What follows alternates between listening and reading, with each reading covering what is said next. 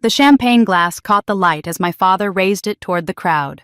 250 guests in designer dresses and tailored suits, crystal chandeliers, a 7-tier wedding cake, my sister Lily's perfect day. Then he looked directly at me, the daughter seated at the back table surrounded by strangers, and smiled that smile I'd known my whole life, the one that meant humiliation was coming. "Your sister's wedding is absolutely perfect," he announced, his voice carrying across the ballroom. "So, Tiffany, when is your turn?" The crowd laughed.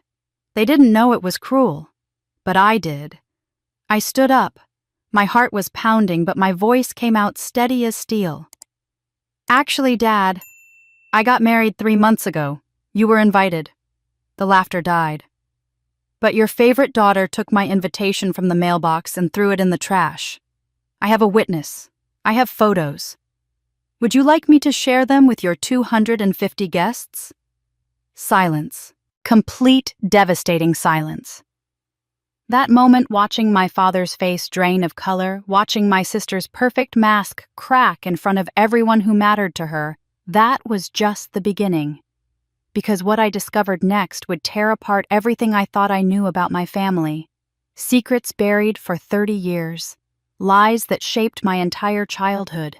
And a betrayal so deep it would bring the golden child crashing down and expose the monster hiding behind my father's smile.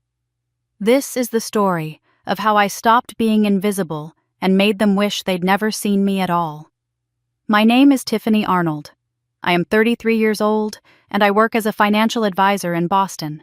I have spent the last decade building a career that my family never acknowledged and a life that my family never celebrated. This is the story of how I finally stopped being invisible. The evening it all began, I was sitting in my apartment sorting through a pile of mail that had accumulated during a busy work week. Bills, advertisements, a magazine I had forgotten I subscribed to. My apartment was quiet the way it always was. I had decorated it myself, chosen every piece of furniture, every painting on the wall. It was mine in a way nothing in my childhood home ever was. Yet even surrounded by evidence of my own success, I could not escape the hollow ache that lived somewhere behind my ribs. That ache had been my companion since childhood. It was the feeling of being looked through instead of looked at. The feeling of being present but never seen. I had learned very early that love in the Arnold household came with conditions attached. My father valued achievement status and the appearance of a perfect family. My mother valued peace, which meant never challenging my father and never acknowledging anything that might disrupt the carefully maintained image they projected to the world. And somewhere in the middle of all that, I learned that I would never meet whatever invisible standard they had set. My younger sister Lily was a different story entirely. Lily was 3 years younger than me, but she had occupied the center of our family's universe for as long as I could remember. When my parents introduced us to neighbors, colleagues, or friends, the pattern was always the same. Lily was presented as their pride and joy, their shining star, the daughter who made them proud simply by existing. I was mentioned as an afterthought, usually with the phrase, "And this is Lily's older sister." Not Tiffany, not their daughter. Just Lily's older sister, as if my identity was only relevant in relation to hers. Every family photograph told the same story. Lily was always positioned in the center, always lit perfectly, always the focal point. I was at the edge of the frame, sometimes partially cut off, as if the photographer had not quite noticed I was there. Dinner conversations revolved around Lily's day at school, Lily's friends, Lily's dance recitals, Lily's dreams for the future. I learned to eat quickly and excuse myself before anyone remembered to ask about me.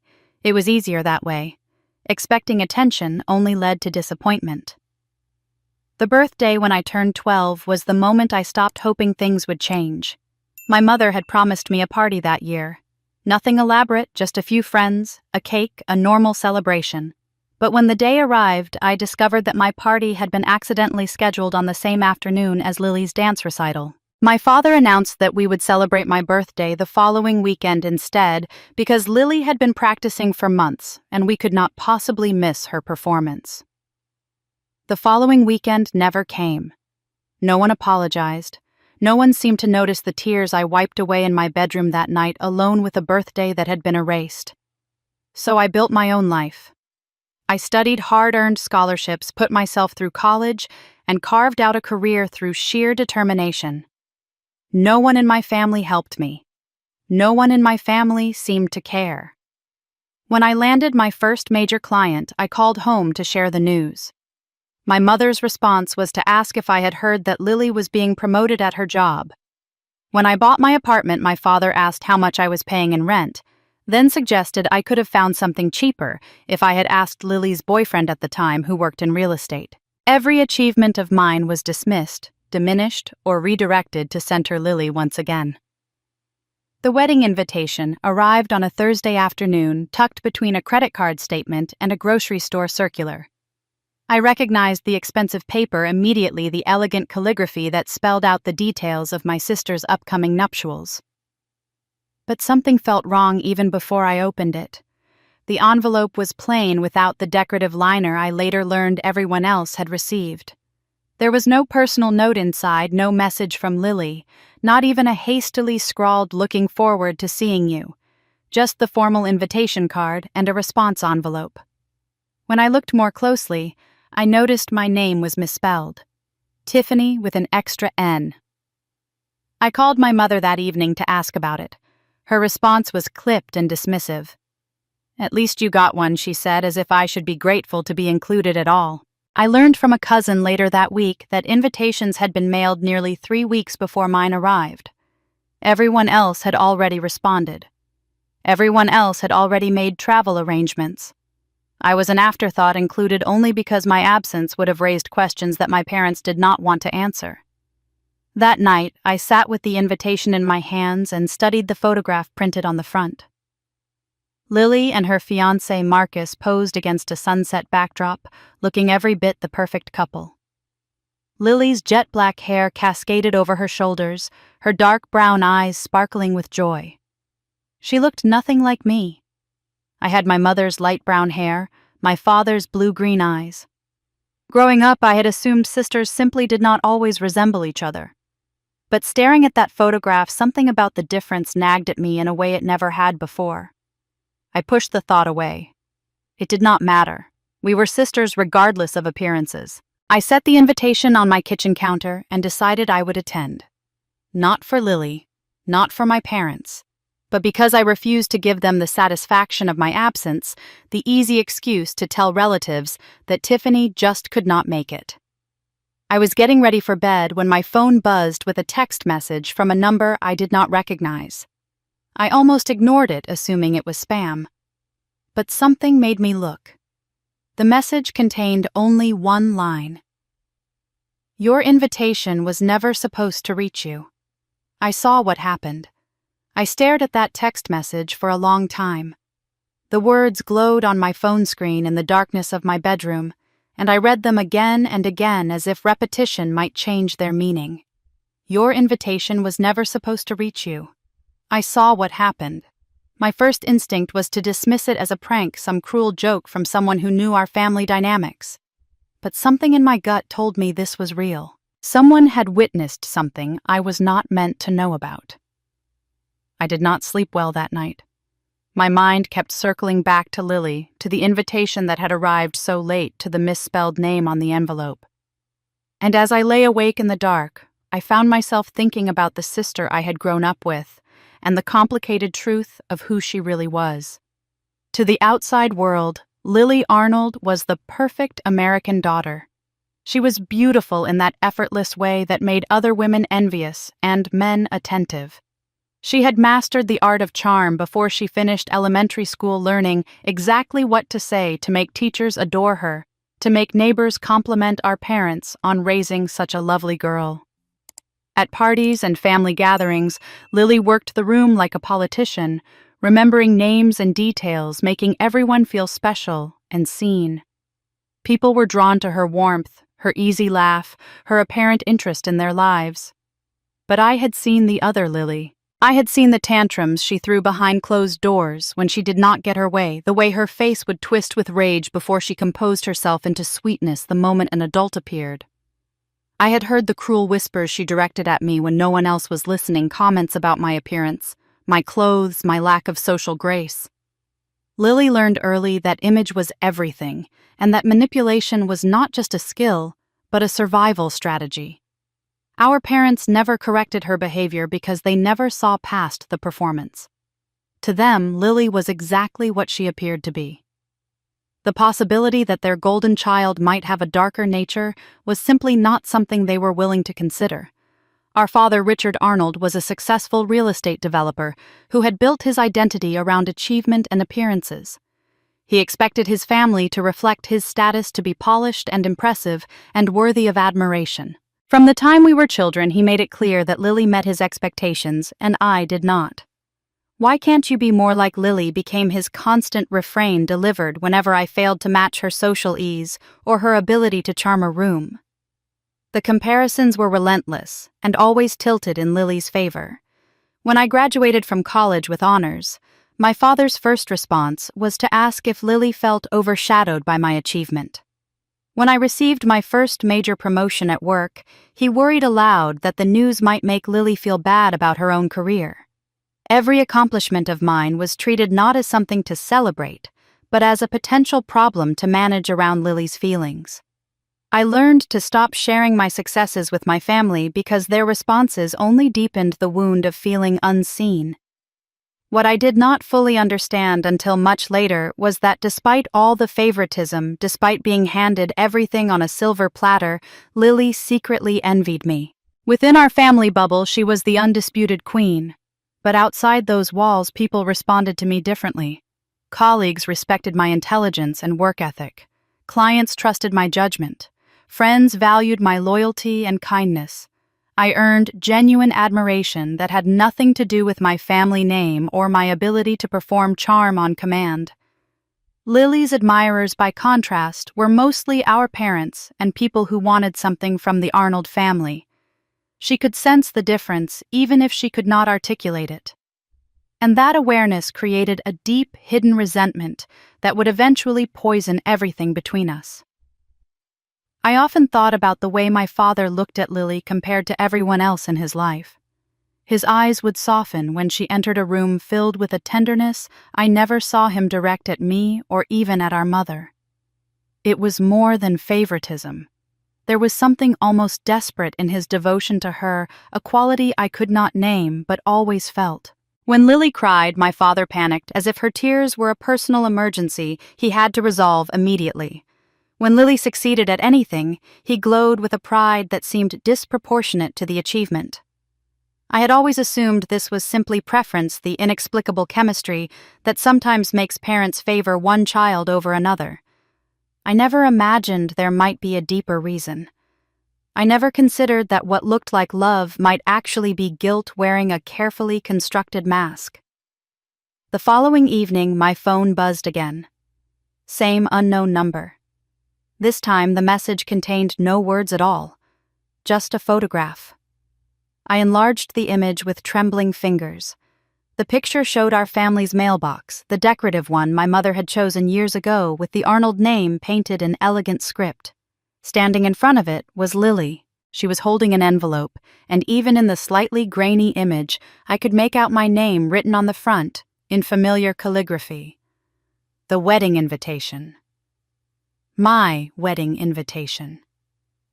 In the photograph, Lily was caught mid-motion, her arm extended toward the large trash can that sat at the end of the driveway. She was throwing my invitation away, deliberately, knowingly. My own sister had made sure I would never receive the invitation to her wedding, and someone had been watching. The photograph changed everything. I sat on my couch staring at that image until my eyes burned, zooming in on every detail as if examining it more closely might somehow reveal a different truth. But there was no misinterpreting what I saw. Lily, standing at our family mailbox, throwing away the envelope with my name on it. The invitation to her wedding. The invitation I was never meant to receive. For a long moment, I felt nothing. The shock was too complete for emotion to penetrate. Then slowly, memories began surfacing like debris rising after a shipwreck. Incidents I had dismissed as bad luck or unfortunate coincidence. Moments I had explained away because the alternative was too painful to accept. Now, with the evidence of Lily's betrayal glowing on my phone screen, I could no longer pretend. I was 17 when I applied for the Montgomery Scholarship, one of the most prestigious awards available to students in our state. It would have covered my entire college tuition and opened doors to opportunities I could barely imagine. I spent months preparing my application writing and rewriting my essays, gathering letters of recommendation, assembling every required document with meticulous care. My guidance counselor called it one of the strongest applications she had ever reviewed. I was cautiously hopeful for the first time in my young life. Then my application disappeared. I had left the completed packet on my desk, ready to mail the following morning. When I woke up, it was gone. I searched everywhere, frantic and confused, but found nothing. The deadline passed. The opportunity vanished. I was devastated, but I eventually accepted that I must have misplaced it somehow, that my own carelessness had cost me my future. I took out student loans instead, and spent the next decade paying them off. Years later, I ran into a high school friend at a coffee shop. We caught up on our lives, and somehow the conversation turned to Lily. My friend hesitated before sharing something she had always wondered about. At a party during our senior year, she had overheard Lily talking to a group of friends. Lily had been laughing, her voice carrying across the room. "My sister thinks she is going somewhere special," Lily had said. "But this family only needs one star." My friend had assumed Lily was joking, the kind of dark humor siblings sometimes shared. She never mentioned it to me because it seemed too cruel to be serious. But it was serious. Sitting in my apartment with that photograph burning in my mind, I finally understood. My scholarship application had not disappeared. It had been destroyed. Lily had found it, recognized what it represented, and eliminated it. My educational debt, the financial burden I had carried for years, was her doing. She had sabotaged my future to protect her position as the family's sole success story. The scholarship was not the only time. When I was 25, I had landed an interview at one of the most respected financial firms in New England. It was the opportunity I had been working toward since graduation, the chance to establish myself in a career that would finally prove my worth. The night before my interview, I received an email from what appeared to be the firm's human resources department. The message informed me that due to a scheduling conflict, my interview had been moved to the following week. I should await further instructions. I believed the email. Why would I question it? I spent the original interview day preparing for the rescheduled appointment that never came. When I finally called the firm to confirm the new time, they had no record of any rescheduling. The position had been filled. They were sorry for the confusion, but could not explain what had happened. I was crushed, but accepted it as a miscommunication, some administrative error that had cost me dearly. It was not until years later, when I was helping my mother troubleshoot an issue with the family computer, that I discovered the truth. Buried in the old email archives was a sent message to my personal address, the email about the rescheduled interview. It had been sent from that very computer during hours when only Lily was home. She had posed as the Human Resources Department, crafted a convincing message, and deliberately caused me to miss the most important interview of my young career. There was no miscommunication. There was only sabotage. Each time I tried to confront these coincidences over the years, my father shut me down with practiced efficiency. "You are imagining things," he would say, his voice carrying that particular tone of weary condescension I knew so well. "You have always been jealous of Lily. You need to stop blaming others for your own failures." He gaslit me so effectively that I sometimes doubted my own memories, wondered if perhaps I really was paranoid, if my perception of events had been distorted by envy I did not want to acknowledge. His protection enabled Lily to escalate without consequences. The pattern was always the same. Lily would attack whether through destruction or deception or cruel manipulation. Our father would defend her, dismissing any accusations and reframing the narrative so that I became the villain of my own victimization. I would suffer the consequences alone. And then everyone would move on as if nothing had happened, the incident absorbed into the family mythology of Tiffany, the troubled daughter who could never appreciate her perfect sister.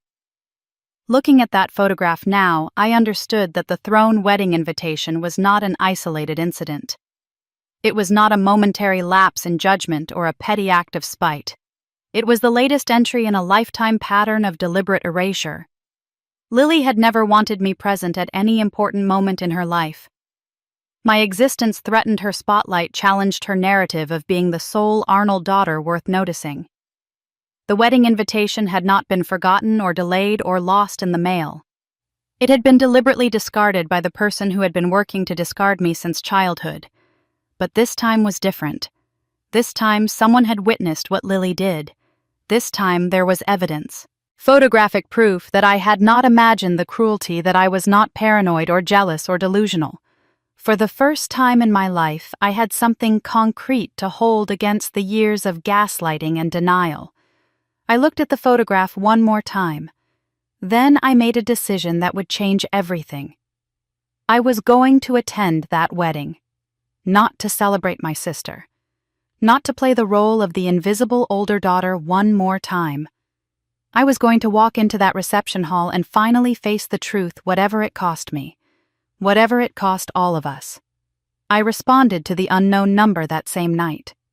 My fingers trembled as I typed, but my resolve was steady.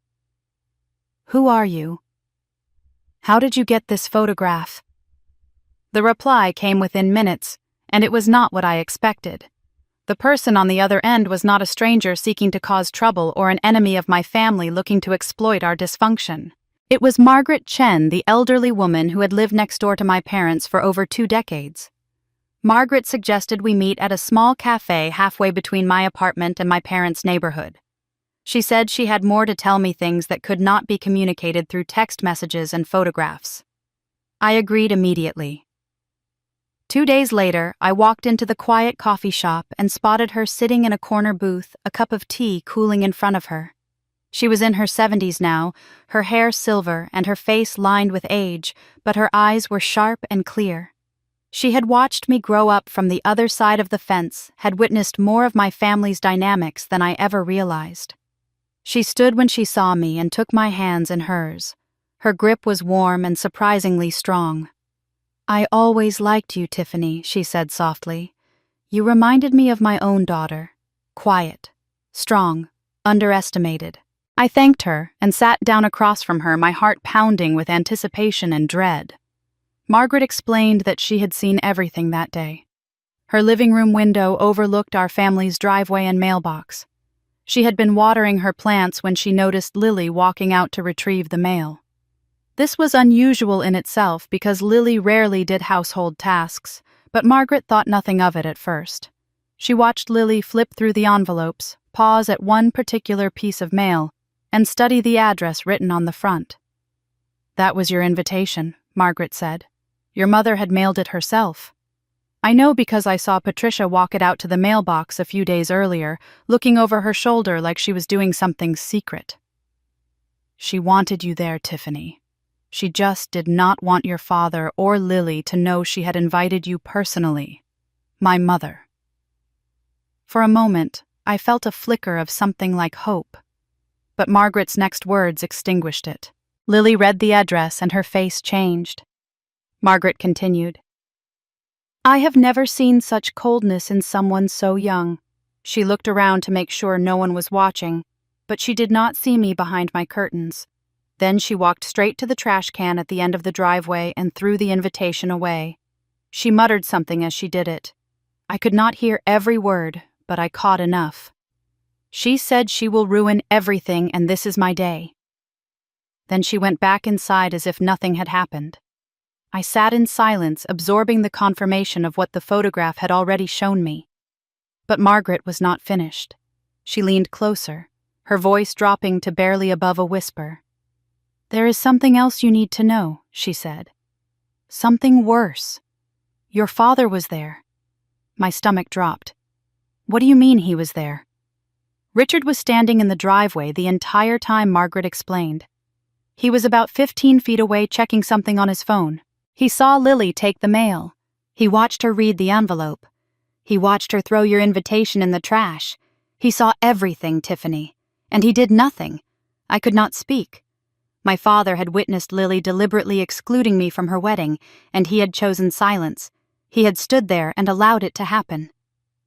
When Lily walked past him to go back inside, Margaret continued, he said something to her. I could not hear his exact words, but his tone was calm, almost instructional. Later that evening, I was taking out my own trash, and I walked past your family's bin. The invitation was still sitting right on top. I took the photograph then because something told me you might need proof someday. I asked Margaret if she remembered anything else my father had said. She nodded slowly. It was something like, do not make a big scene about your sister. At first I thought he was telling Lily to invite you after all to fix what she had done. But the more I thought about it, the more I realized what he actually meant.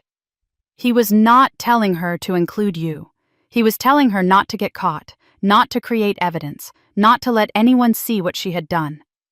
The truth settled over me like a weight. My father was not merely favoring Lily. He was actively participating in my exclusion from the family. He had watched his younger daughter throw away an invitation meant for his older daughter, and his only concern was maintaining appearances. Margaret told me she had watched the Arnold family for 20 years from her window. She had seen how we operated, how every decision seemed filtered through the question of what would look best to outsiders. She understood that the 250-guest wedding Lily was planning was not really about celebrating love. It was about status, about projecting an image of a perfect family to everyone who mattered in their social circle. You do not fit their picture, Margaret said gently. You never did. You are too independent, too successful on your own terms. You built your life without their help, and that makes them uncomfortable. They want you invisible because your existence proves they are not as essential as they like to believe. She was right. I had spent years trying to earn a place in a family that had never wanted to give me one. They had made the choice to exclude me consciously and deliberately. My father had stood in that driveway and chosen Lily's cruelty over my inclusion. He had made that choice with full awareness of what it meant. Something shifted inside me as I processed Margaret's words. The pain that had been my constant companion since childhood did not disappear, but it transformed into something harder and more useful. Clarity. I was not crazy. I had never been crazy. I had not imagined the favoritism or manufactured the rejection. My family had chosen to hurt me repeatedly and deliberately, and now I had proof. The wedding was no longer an event I dreaded attending. It was no longer a family obligation I would endure in silence. It had become a stage, and I was done playing the invisible daughter. Whatever happened next, I would finally stand in my truth.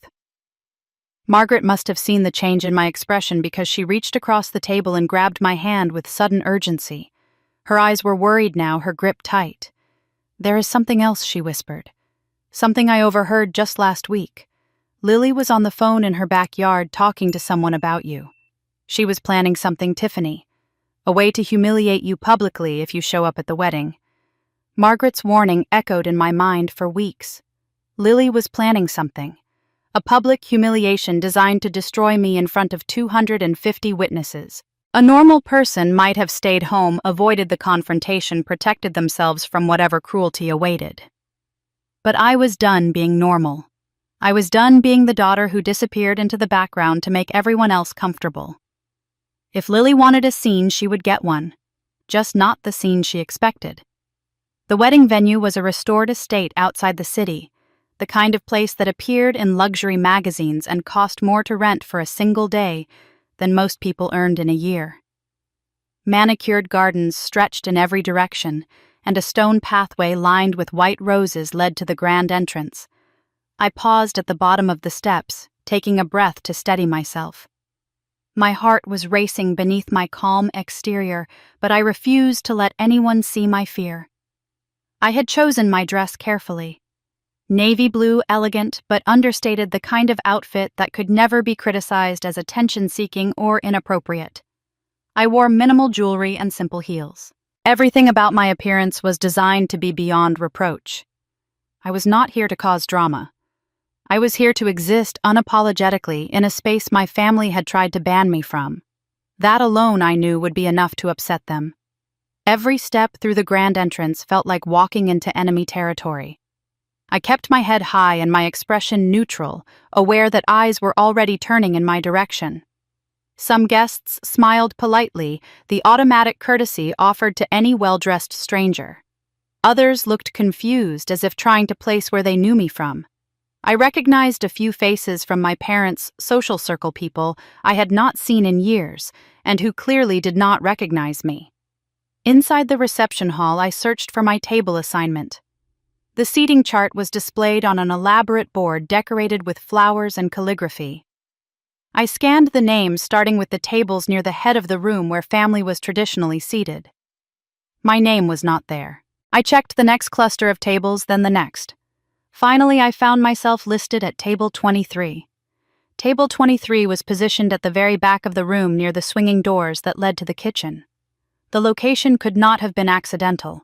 While other tables featured elegant calligraphed name cards on fine paper, mine looked hastily written in plain ink, as if someone had added it at the last minute. The other guests at my table were strangers, people who introduced themselves as distant business associates of my father or colleagues of Marcus, whom the couple barely knew. Overflow guests. Afterthoughts.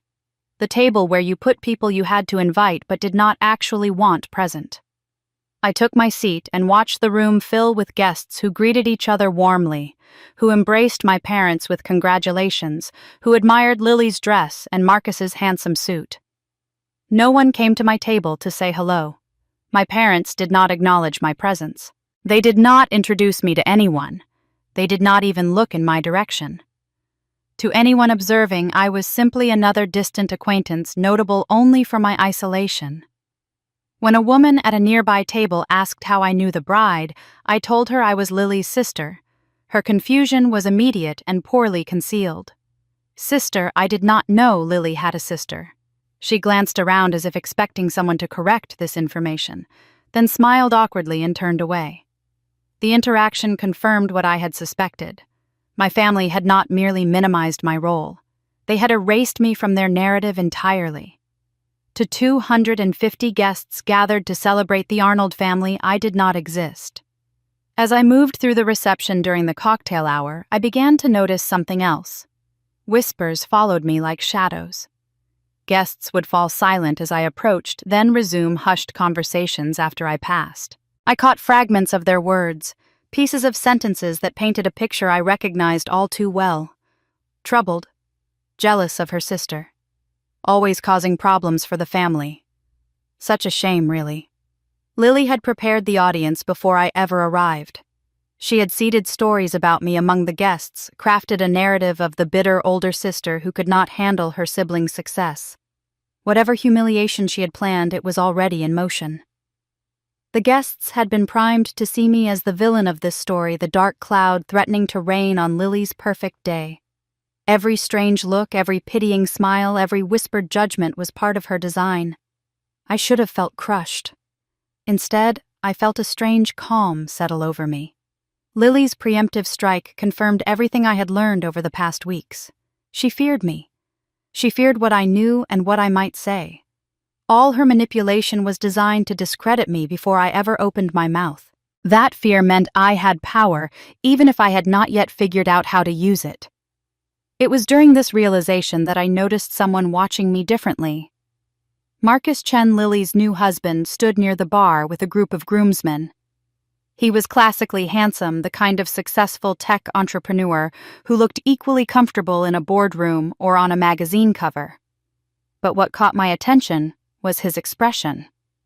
While everyone else looked at me with hostility or pity, Marcus looked puzzled. Our eyes met across the crowded room. He did not immediately look away with disgust as the others did. Instead, he held my gaze for a long moment, his brow slightly furrowed as if my presence contradicted something he had been told. There was doubt in his eyes, curiosity, the expression of a man who had just noticed a piece that did not fit the puzzle he had been given. I wondered what Lily had told him about me. Whatever stories she had crafted, whatever image she had painted of her troubled older sister, something about seeing me in person did not match her narrative. That small seed of doubt in Marcus's eyes might mean nothing. or it might mean everything. Before I could consider approaching him, a sharp sound cut through the ambient noise of conversation and clinking glasses. Someone was tapping a microphone. The crowd began to quiet, turning toward the head table where the wedding party sat in their places of honor. My father stood at the center of attention, microphone in hand. Richard Arnold, master of appearances, ready to deliver the father of the bride toast. His eyes scanned the room with practiced warmth, the successful businessman greeting his kingdom. Then his gaze found me at my distant table, and the warmth vanished. He looked directly at me with cold, hard eyes. And he began to speak. My father stood at the microphone with the confidence of a man who had never been challenged in his own domain. The room fell silent as 250 guests turned their attention to Richard Arnold, patriarch of a family they believed they knew. He was impeccably dressed, his silver hair perfectly styled, his smile practiced and warm. This was his stage, and he knew exactly how to command it. He raised his champagne glass, and the crystal caught the light from the chandeliers above. "Ladies and gentlemen," he began, his voice carrying with the ease of someone accustomed to public speaking. "Thank you all for being here to celebrate this perfect day. My daughter Lily has always been the light of our family. Her beautiful heart, her grace, her incredible spirit. And now she begins a new chapter with Marcus, a man worthy of her love." The guests murmured appreciatively. Lily beamed from her seat at the head table, radiant in her designer gown, every inch the picture of bridal perfection. My mother dabbed at her eyes with a silk handkerchief. The scene was exactly as they had planned it, a flawless display of family unity and celebration. Then my father's eyes found me again. He paused, letting the moment stretch. A small smile played at the corner of his lips, the kind of expression that looked friendly to those who did not know him, but carried venom for those who did. He gestured toward my distant table with his champagne glass. "Your sister's wedding is absolutely perfect, Lily," he said loud enough for everyone to hear. Then he looked directly at me, his eyes glittering with something cruel. "So, Tiffany, when is your turn?" Laughter rippled through the crowd. To them it was a harmless joke, the kind of teasing parents directed at unmarried children at family gatherings. They did not hear the edge beneath the words. They did not see the smirk barely hidden behind his smile. They did not know that this was not humor, but humiliation. A public reminder of what he considered my failure, designed to diminish me in front of everyone who mattered. I felt the familiar urge to shrink, to disappear, to let the moment pass, as I had let so many moments pass before. That was the response they expected. The invisible daughter accepting her place at the margins, grateful for any acknowledgement even when it came wrapped in contempt.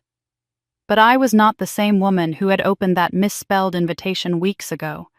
I had seen the photograph. I had heard Margaret's testimony. I knew the truth about my family, and I was done pretending. I stood up. The movement drew attention immediately. Chairs creaked as guests turned to look at the woman rising from table 23. My father's smile faltered slightly, confusion flickering across his features. This was not part of his script. "Actually, Dad," I said. My voice was calm and steady, carrying across the silent room with a clarity that surprised even me. "I got married 3 months ago." Whispers broke out immediately. "Married," I heard someone murmur. "She is married." My father's expression shifted from confusion to wariness. "You were invited," I continued, taking a step away from my table. I paused, letting the words settle over the crowd like falling snow. "But your favorite daughter took my invitation from the mailbox and threw it in the trash." The whispers became gasps. I saw heads swivel toward Lily, whose radiant glow had vanished. She sat frozen at the head table, her face draining of color until she looked like a ghost in a wedding dress. "I have a witness," I said. "I have photographs." I took another step forward, my eyes locked with my father's. "Would you like me to share them with your 250 guests?" The silence that followed was unlike anything I had ever experienced. It was not merely quiet. It was the complete absence of sound, as if the room itself was holding its breath. Champagne glasses hung suspended in midair, forgotten. Forks rested on plates. No one moved. I watched the careful construction of the Arnold family image crack in real time. My father's face had gone from healthy confidence to ashen shock. My mother's handkerchief was pressed against her mouth, her eyes wide with horror. Guests exchanged bewildered glances, their understanding of this family shifting beneath their feet. For the first time in my life, I had taken control of the narrative. My gaze drifted to Marcus. While everyone else stared at either Lily or me, he remained perfectly still in his seat. He did not leap to his new wife's defense. He did not shout accusations at me. He did not do any of the things a devoted husband might be expected to do when his bride was publicly challenged. Instead, he turned slowly to look at Lily. Really look at her. His expression was not angry or defensive. It was something else entirely. Confusion. Doubt. The dawning realization that he might not know the woman he had just married. He studied her pale face and trembling hands as if seeing a stranger for the first time. That moment of hesitation, that failure to immediately rally to her side, spoke louder than any words could have. Marcus was questioning everything. And Lily saw it. I watched her register his reaction, watched something like panic flash through her eyes as she realized her new husband was not rushing to protect her. She shot to her feet, nearly knocking over her champagne glass. Her carefully composed bridal elegance shattered into something raw and desperate. "She is lying," Lily screamed, her voice cutting through the stunned silence. "She has always been jealous of me. She is making this up to ruin my wedding. Do not listen to her. She is a liar." The accusation hung in the air between us. For a moment I wondered if the crowd would believe her. If decades of being the trusted golden child would outweigh a few sentences from the invisible sister. If I would once again be dismissed as troubled, jealous, problematic. Then a new voice spoke from somewhere in the middle of the room. "No, she is not." The crowd parted slightly as an elderly woman rose from her seat. Margaret Chen stood with quiet dignity, her silver hair catching the light, her weathered face set with determination. She looked at Lily, then at my father, then at the assembled guests. I saw everything Margaret said, and Tiffany is telling the truth. Margaret walked toward the center of the room with the steady pace of someone who had nothing left to fear and nothing left to lose. She was dressed in her Sunday best, a modest floral dress with a pearl brooch at the collar, looking every bit the respectable neighbor she had always been. The crowd parted for her instinctively. Their attention now split between the elderly woman approaching and the bride whose composure was visibly cracking. "I watched my wedding invitation get thrown in the trash," Margaret said, her voice clear and unwavering. She addressed the room as if giving testimony in court, each word deliberate and measured. "I was watering plants by my window, the window that overlooks the Arnold family driveway. I saw Lily walk out to the mailbox that afternoon. I saw her retrieve the mail and flip through the envelopes. When she found one addressed to Tiffany, she stopped. The room was utterly silent. Not a glass clinked. Not a chair creaked. She read the return address," Margaret continued. Then she looked around to see if anyone was watching. She did not see me behind my curtains. She walked directly to the trash can at the end of the driveway and threw the invitation away. I heard her say the words, "She will ruin everything, and this is my day." Margaret paused, and her gaze moved from the stunned guests to my father, who stood frozen at the microphone. "Richard Arnold was standing in that driveway," she said, 15 feet away. He saw everything his daughter did.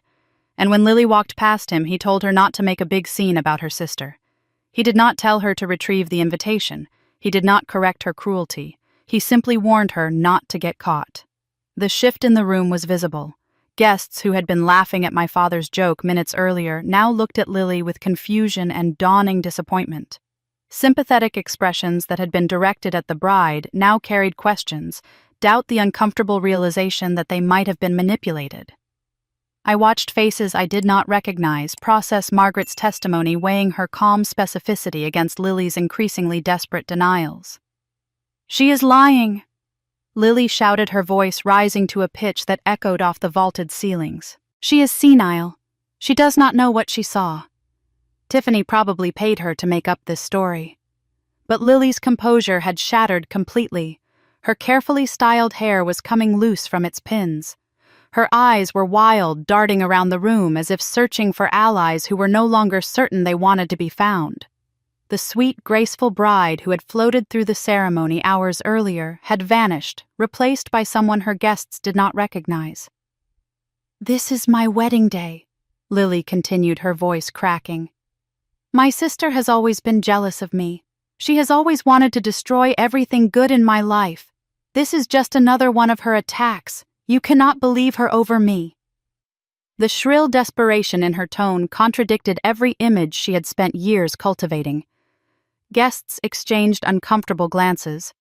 I overheard a woman at a nearby table whisper to her companion that she had never seen this side of Lily. A distant relative I vaguely recognized murmured that she had heard rumors about Lily's temper, but always dismissed them as exaggeration. The perfect facade was crumbling in real time, and Lily seemed unable to stop accelerating its collapse. My father finally moved, stepping away from the microphone and crossing to the head table with forced casualness.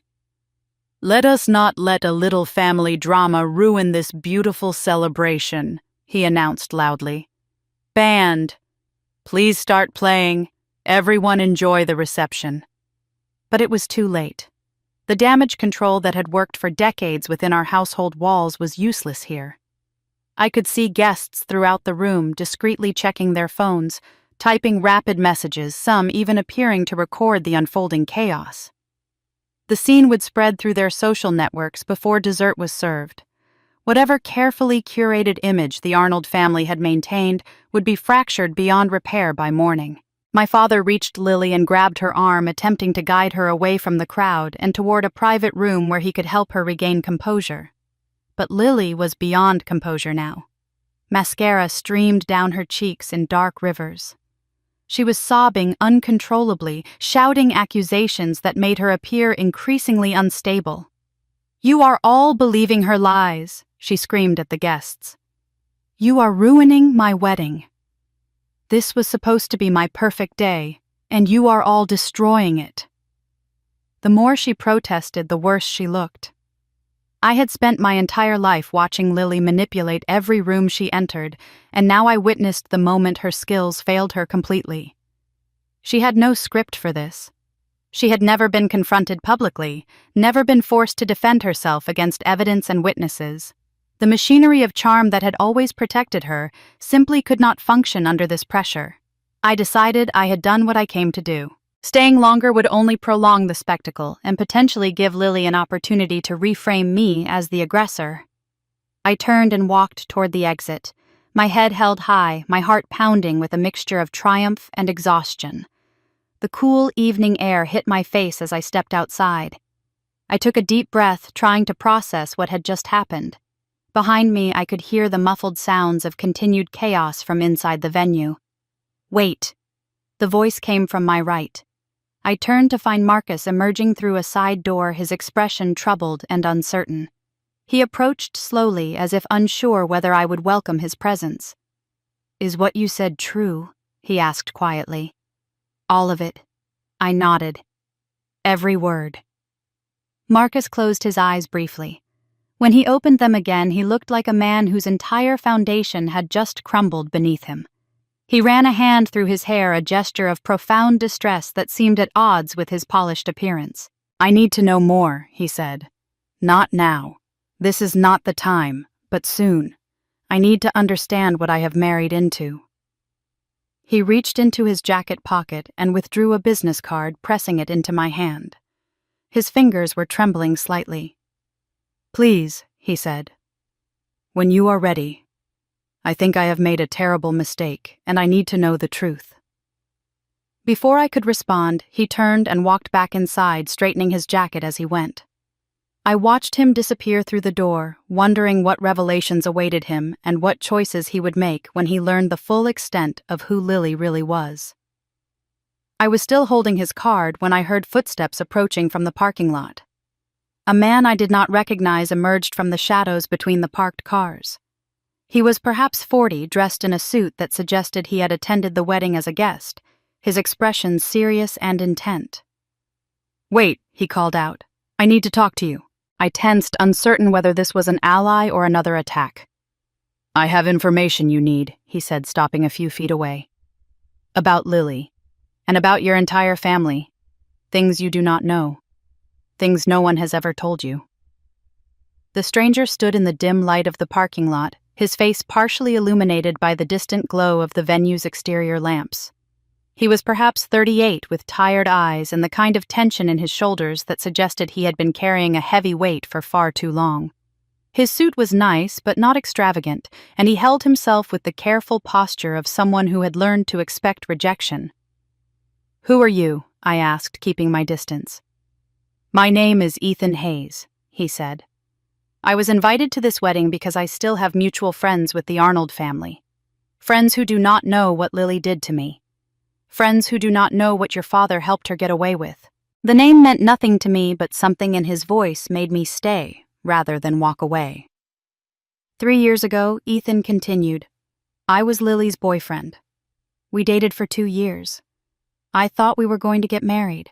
I was a rising manager at the same financial services company where she worked, and I thought my life was coming together perfectly.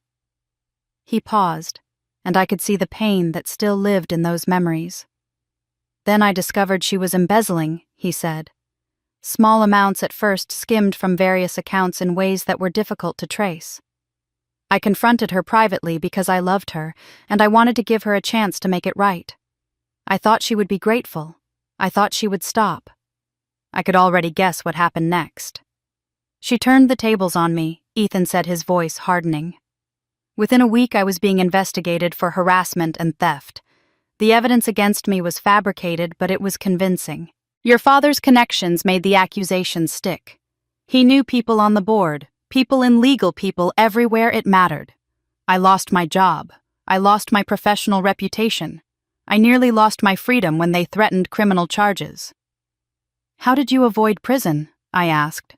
I had just enough documentation to create reasonable doubt, Ethan replied. Not enough to prove my innocence completely, but enough that pursuing charges became more trouble than it was worth for them.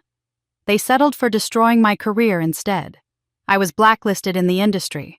I had to start over in a completely different field. It took me years to rebuild even a fraction of what I lost. The story was horrifying but not surprising. It fit the pattern I had been uncovering, the systematic destruction of anyone who threatened Lily's image or interests. I am not the only one, Ethan said, as if reading my thoughts. After what happened to me, I started looking for others, people Lily had targeted over the years, people your father had silenced. He took a step closer, his voice dropping. I found 4 others, he said. A college roommate Lily accused of stealing her jewelry. The girl swore she never took anything, and she was right. Lily planted her own necklace in the roommate's bag and called campus security. The roommate was expelled and never finished her degree. I felt sick to my stomach. There was a co-worker Lily blamed for a major mistake on a project, Ethan continued. The mistake was Lily's, but she forged emails to make it look like the co-worker had given her incorrect information. The woman was fired and struggled to find work afterward, and there was a friend whose boyfriend Lily decided she wanted. She pursued him aggressively, broke up their relationship, dated him for 3 months, then discarded him when she got bored. The friend was devastated. The boyfriend was confused and ashamed. Lily walked away without a scratch. Each story was another piece of evidence that what I had experienced was not isolated. Lily's cruelty was not occasional. It was systematic. Every one of these people had pieces of evidence, Ethan said. Screenshots, emails, witnesses who were too afraid to speak publicly. Your father silenced all of them with money or intimidation. Settlements with non-disclosure agreements. Threats of lawsuits they could not afford to fight. He created a system where Lily could destroy anyone she wanted without consequence. Ethan reached into his jacket pocket and withdrew a small USB drive. He held it out to me. I have spent 3 years compiling everything he said. Emails showing Lily forging communications, documents showing your father paying off accusers, records of legal threats used to silence victims, and recordings. Recordings I repeated. One of Lily's victims managed to record a phone conversation, Ethan explained. Lily was laughing about how easy it had been to ruin me. She said I never saw it coming and that her father would always protect her no matter what she did. It is all on this drive. I took the USB from his hand. It felt impossibly heavy for something so small. This evidence is damning, Ethan warned. But you need to understand what using it means. These files do not just implicate Lily. They implicate your father deeply. His fingerprints are on every cover-up, every payoff, every threat. If you use this evidence, you are not just going to war with your sister. You are going to war with Richard Arnold. I looked down at the drive in my palm. The cool metal seemed to pulse with potential, with the power to expose years of carefully hidden crimes. But Ethan was right. My father had built an empire of connections and influence. Taking him on would require more than evidence. It would require courage I was not sure I possessed. There is something else you should know, Ethan said, his voice taking on a different quality. The deeper I dug into your family, the more I realized something. Lily is not the real problem. She is a symptom, a product of your father's protection. What do you mean? I asked. Your father protects Lily with a desperation that does not make sense, Ethan said. It goes beyond favoritism. It is almost obsessive. And the more I investigated, the more I became convinced he is hiding something much bigger than just covering up her bad behavior. I do not know what it is yet, but someone in your family does. The words settled over me like a cold fog. I thought about my father's inexplicable devotion to Lily, the way his eyes softened only for her, the way he panicked whenever she was threatened. I had always assumed it was simple preference. Now I wondered if it was something else entirely. Ethan began walking toward a car parked at the edge of the lot. Then he stopped and turned back to face me. One more thing, he said. His expression was troubled, as if he was uncertain whether to share what he knew. Lily is not the only one in your family who has been lying to you your whole life. Before I could ask what he meant, he climbed into his car and drove away, leaving me alone in the parking lot with a USB drive full of secrets and more questions than I had ever thought to ask. I did not sleep that night.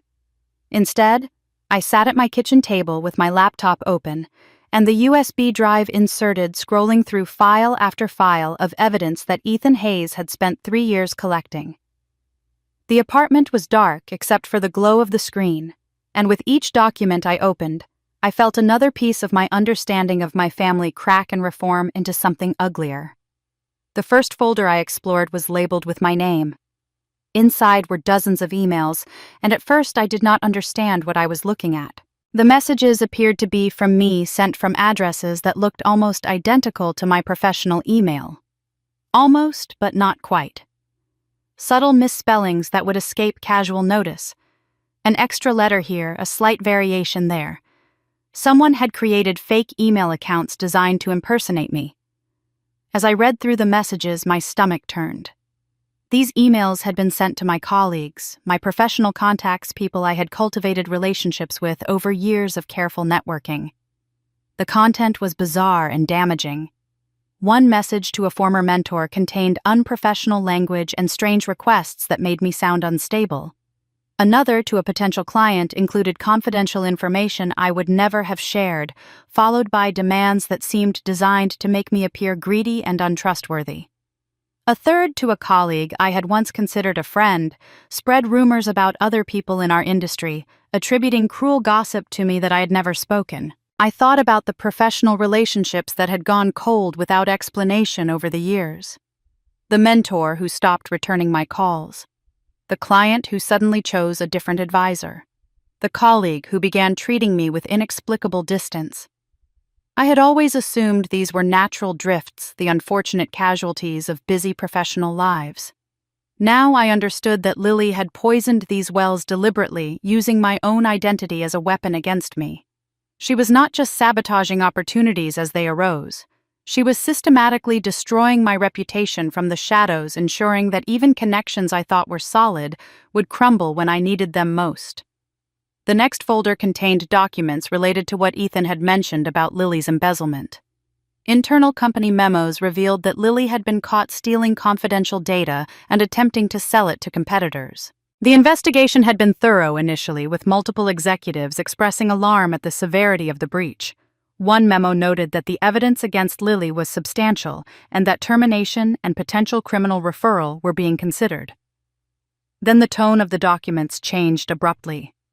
A new memo announced that the investigation had been closed due to insufficient evidence. Another document revealed that Richard Arnold had made substantial donations to charities favored by several board members in the weeks following Lily's exposure. Legal correspondence showed that high-powered attorneys had been retained to ensure the matter was handled with discretion. The final document in this folder was the most disturbing. It was a termination letter for a junior employee in Lily's department, effective the same week the investigation closed. The stated reason was performance issues, but the timing was too precise to be coincidental. Someone else had been fired to create the appearance that the problem had been addressed, while Lily walked away without consequence. An innocent person lost their livelihood so that my sister could escape accountability for her crimes. I continued scrolling through folders, each one revealing another layer of corruption and protection.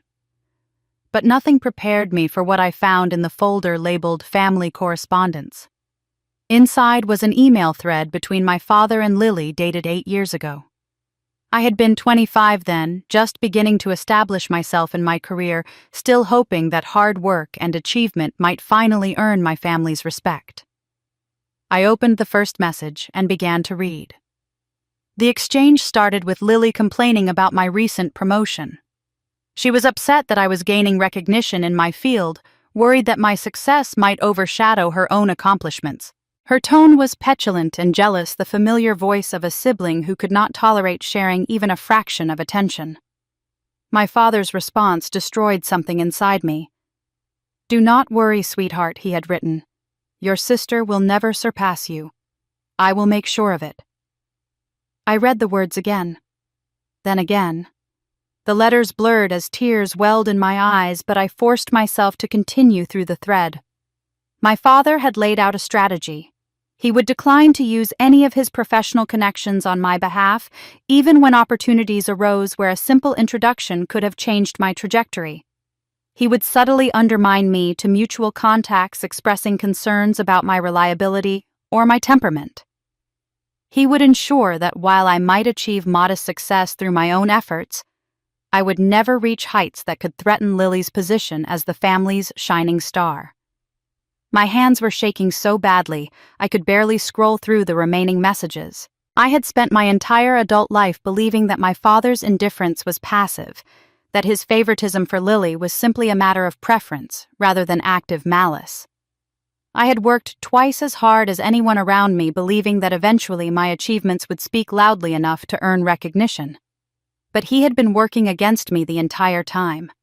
Every opportunity that had mysteriously fallen through, every connection that had inexplicably soured every door that had closed just as I was about to walk through it. Some of that was Lily's direct sabotage. But some of it was my own father methodically ensuring that his older daughter would never rise high enough to cast a shadow on his younger one. I pushed the laptop away and sat in the darkness, trying to process the magnitude of what I had discovered. Lily's destruction of my life was not random cruelty. It was enabled, encouraged, and sometimes orchestrated by the man who was supposed to protect me. He had made a deliberate choice to sacrifice one daughter for the other. But why? The question burned in my mind. What made Lily so special that Richard Arnold would dedicate himself to destroying his other child to protect her? Ethan had hinted that there was a deeper secret, something that explained my father's inexplicable devotion. The answer had to exist somewhere hidden in the same shadows that had concealed everything else. I was still sitting in the dark when my phone buzzed with an incoming email notification. The sender was an address I did not recognize, a string of random letters and numbers that suggested an anonymous account.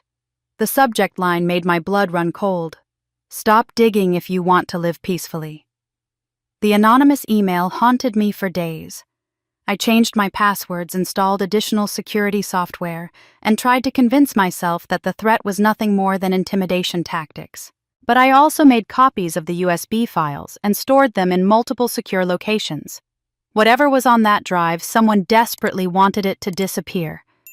I was not going to let that happen. A week after the wedding, I came home from work to find my apartment subtly wrong. At first, I could not identify what had changed. The space looked normal, everything in its usual place. But as I moved through the rooms, I began to notice small details that felt off. A drawer in my bedroom, not quite closed all the way. Papers on my desk shuffled into a different arrangement than I had left them. My laptop positioned at a slightly different angle on the kitchen table. Someone had been in my apartment. I searched methodically, checking each room for signs of theft or damage.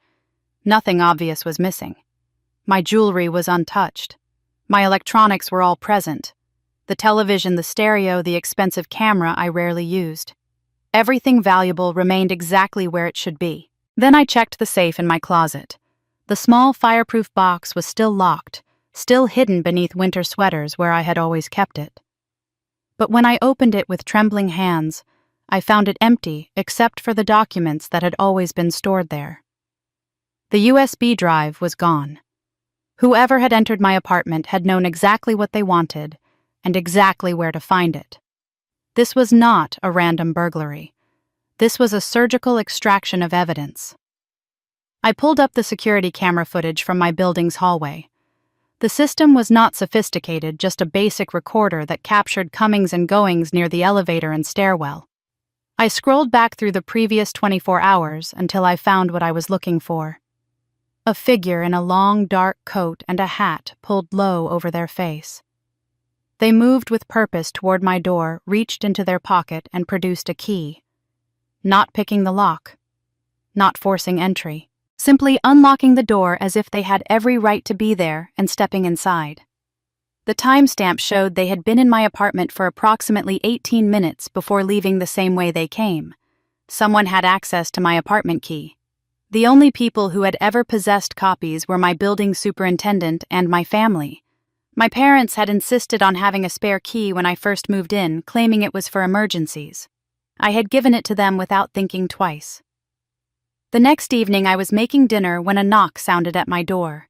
I checked the peephole and felt my entire body tense. Richard Arnold stood in the hallway, his usually immaculate appearance showing cracks I had never seen before. His tie was loosened and slightly askew.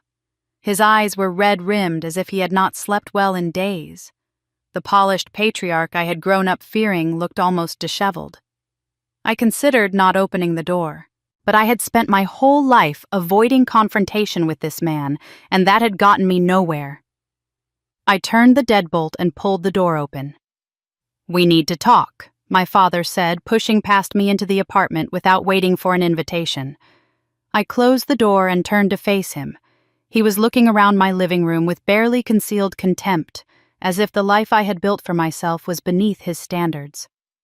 "This vendetta of yours has gone far enough," he said. "You have made your point.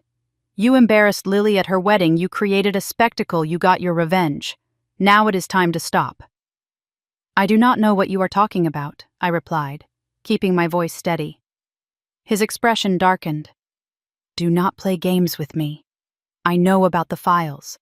I know about the evidence you have been collecting. I want you to return what you stole and end this before it goes any further."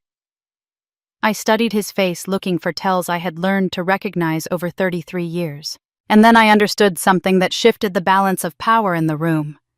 He did not know the USB was already gone. He thought I still had it. He thought I was the one who possessed evidence that could destroy him. "I have not stolen anything," I said carefully. "Everything I have I obtained legitimately from people who wanted the truth to come out." Richard's mask fully dropped then. The composed businessman, the charming patriarch, the respected community member. All of it fell away, and I saw something I had never witnessed before. Rage. Pure, undisguised rage. "You are making enemies you cannot afford," he said, his voice low and threatening. "You have no idea what you are meddling with. I am warning you, Tiffany. Stop this now before it is too late." Something broke inside me. Decades of swallowed pain, of desperate attempts to earn love that was never offered, of watching my father choose Lily over and over while I stood invisible in the corner. I stepped toward him, meeting his fury with a question I had never dared to ask. "Why do you hate me so much?" My voice cracked despite my efforts to keep it steady. "What did I ever do except try to earn your love? I worked harder than Lily ever did. I achieved more. I never asked you for money or connections. All I ever wanted was for you to see me. What is so wrong with me that you spent my entire life trying to erase me?" Richard's face twisted through several expressions I could not identify. For a moment, something that might have been guilt flickered in his eyes. Then it hardened into something cold.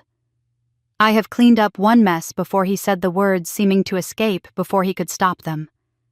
"I will not let you create another." "What does that mean?" I demanded. "What mess? What are you hiding?" But the moment of vulnerability had passed. He straightened his tie with deliberate care, his mask sliding back into place. "You are not as safe as you think," he said quietly. "Remember that." He walked past me to the door, opened it, and stepped into the hallway. He did not look back. He did not say goodbye. He simply left as if I were nothing more than a minor inconvenience he had addressed. I stood alone in my apartment, processing what had just happened. My father had not come to reconcile. He had come to intimidate, and his words confirmed what I had suspected. He was hiding something massive, something beyond Lily's pattern of cruelty, something that could destroy the family reputation he had spent decades building. The USB theft was almost certainly his doing, or his ordering. He was willing to threaten his own daughter to keep his secrets buried. I was still standing in the same spot when my phone rang. The caller ID showed a name I had not seen in months. Aunt Lorraine, my mother's older sister. We had never been particularly close, but she had always been kind to me in a distant sort of way. I answered, and her voice came through tense and urgent. "Sweetheart, we need to talk. It is important. I know the truth about Lily, and I know the truth about your father. I told Aunt Lorraine I would meet her the following afternoon." Her voice had carried an urgency that made me both anxious and hopeful. Finally, someone in my family was willing to tell me the truth. I could barely sleep that night, my mind racing with possibilities about what she might reveal. But before I could keep that appointment, my phone rang again. This time it was nearly midnight, and the caller ID showed my mother's name. I hesitated before answering. Patricia Arnold rarely called me, and never at this hour. When I picked up, I heard crying on the other end of the line. Soft, broken sobs that immediately transported me back to childhood, to the countless times I had heard my mother weeping behind closed doors while pretending everything was fine in the light of day. "Mom," I said, "what is wrong? Please, Tiffany." Her voice was fragile, trembling with fear I had never heard so openly expressed. "Please just let this go. You do not understand what you are dealing with. You need to stop." I sat up in bed, suddenly wide awake. Something in her tone told me this was not about loyalty to my father or protection of Lily. This was something else. "Mom," I said carefully, "were you the one who came into my apartment?" The silence that followed stretched for what felt like an eternity. I could hear her breathing on the other end, ragged and uneven. When she finally spoke, her answer was not a denial. "I took the USB to protect you," she whispered. "Not to protect them. You need to understand that. I needed to stop you before your father does something we cannot undo." The revelation hit me like a physical blow. My mother. The figure in the long coat and hat on my security footage had been my mother. She had used the key my parents kept for emergencies to enter my home and take the evidence I had been gathering. Why, I asked, my voice barely audible. Why would you do that? What followed was not an explanation but a confession. 35 years of confession poured out in fragments between sobs. Patricia told me she had lived under my father's control since the day they married. He managed all the money. He made all the decisions. He controlled the family narrative, deciding what was true and what was acceptable and who deserved love. She had no career of her own, no savings. He did not monitor, no power within the household that was supposedly hers. When I was young, she told me she had tried to stand up for me. She had confronted Richard about his obvious favoritism, demanded he treat both daughters equally.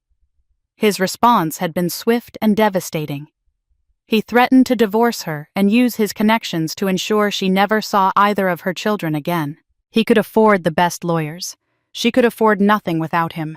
The courts would believe a successful businessman over a housewife with no income and no resources. So she learned to survive by staying quiet. She watched as he elevated Lily and diminished me, and she said nothing, because speaking meant losing everything. She told herself that silent presence was better than complete absence, that staying in the house meant she could at least witness what was happening to me, even if she could not stop it. "I know you see me as weak," she sobbed into the phone. "Maybe I am. Maybe I should have left anyway. Should have fought harder, should have found a way. But I was so afraid, Tiffany. I was so afraid of losing you both completely." I listened with a tightness in my chest that made breathing difficult. For decades I had resented my mother's passivity, her failure to protect me, her complicity in my erasure. But hearing her now, I began to understand that she was not a co-conspirator. She was another prisoner in the same system that had trapped me. But Patricia had done more than simply survive. As she continued talking, she hinted at something I had not expected. She had been watching, collecting, waiting. "I do not have nothing," she said, her voice dropping even lower. "All these years I have been gathering things, documents, letters, evidence of what he has done and what he is hiding. I have been waiting for the right moment, waiting for you to be strong enough, independent enough to use it without being destroyed." "What kind of evidence?" I asked. "When this is over," she promised, "when it is safe. I will give you everything. But not yet, not while he is watching so closely. He is more dangerous than you know, Tiffany. Please, just be careful." The call ended with my mother's continued pleas for caution and my own confused promises to consider her words. I sat in the darkness of my bedroom trying to process what I had learned. My mother was not the enemy. She was not an ally either, not in any active sense. She was a victim trapped in her own prison of fear and dependence, loving me in silence while I suffered loudly for decades.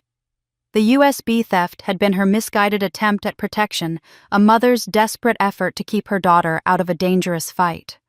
Could I forgive her? Could I forgive decades of witnessed cruelty, of passive complicity, of love that never translated into action? I did not know. The anger I felt was still real, still justified. But it was now complicated by understanding, by the recognition that Patricia Arnold had been trapped just as surely as I had been by the same man who had orchestrated all of our pain. This family's dysfunction had imprisoned everyone, not just me. My father had built a cage around all of us, controlling each person with different tools.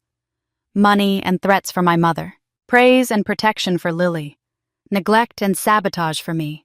We were all his puppets dancing to choreography we did not choose. The next afternoon, a knock sounded at my door. I opened it to find Aunt Lorraine standing in the hallway, looking older than I remembered, and carrying a thick manila envelope clutched tightly to her chest. "May I come in?" she asked, glancing nervously down the corridor as if expecting someone to be watching. I stepped aside to let her enter. When the door was closed behind her, she turned to face me with an expression that was equal parts determination and sorrow. "It is time you knew the truth," she said, holding out the envelope. "The truth about who Lily really is, and about why your father can never let her fall." Aunt Lorraine settled onto my couch with the envelope still pressed against her chest, as if she was not quite ready to release its contents.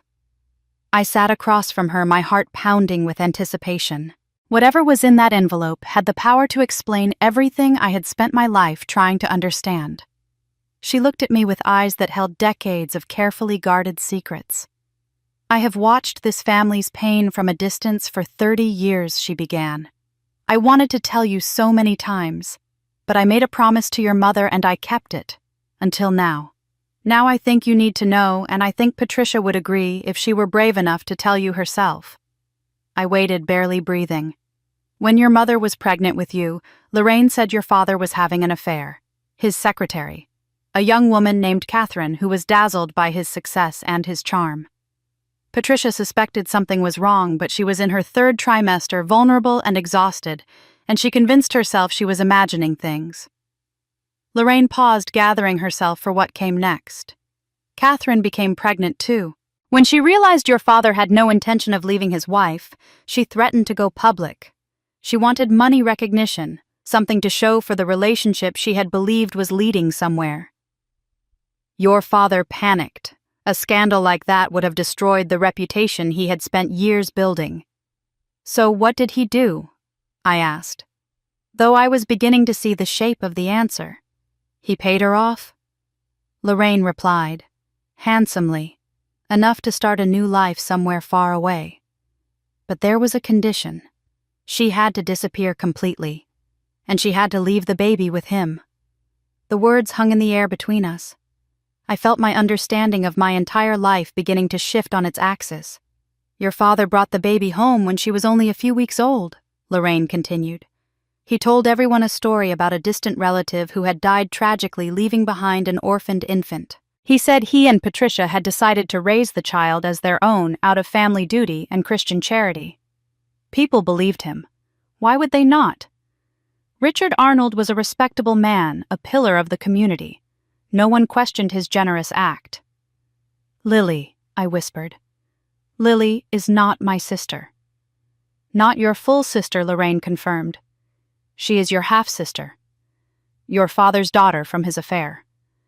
And your mother was forced to raise her as her own. I tried to imagine what that must have been like for Patricia. Recovering from childbirth, caring for a newborn, and then having her husband present her with living proof of his betrayal, and demand that she accept it without complaint. Your mother was devastated, Lorraine said, as if reading my thoughts. But she was trapped. Richard made it very clear what would happen if she refused. He would divorce her. He would use his money and his connections to take custody of you. She would lose everything, including her own daughter. Patricia was postpartum and vulnerable with no career, no savings, no power.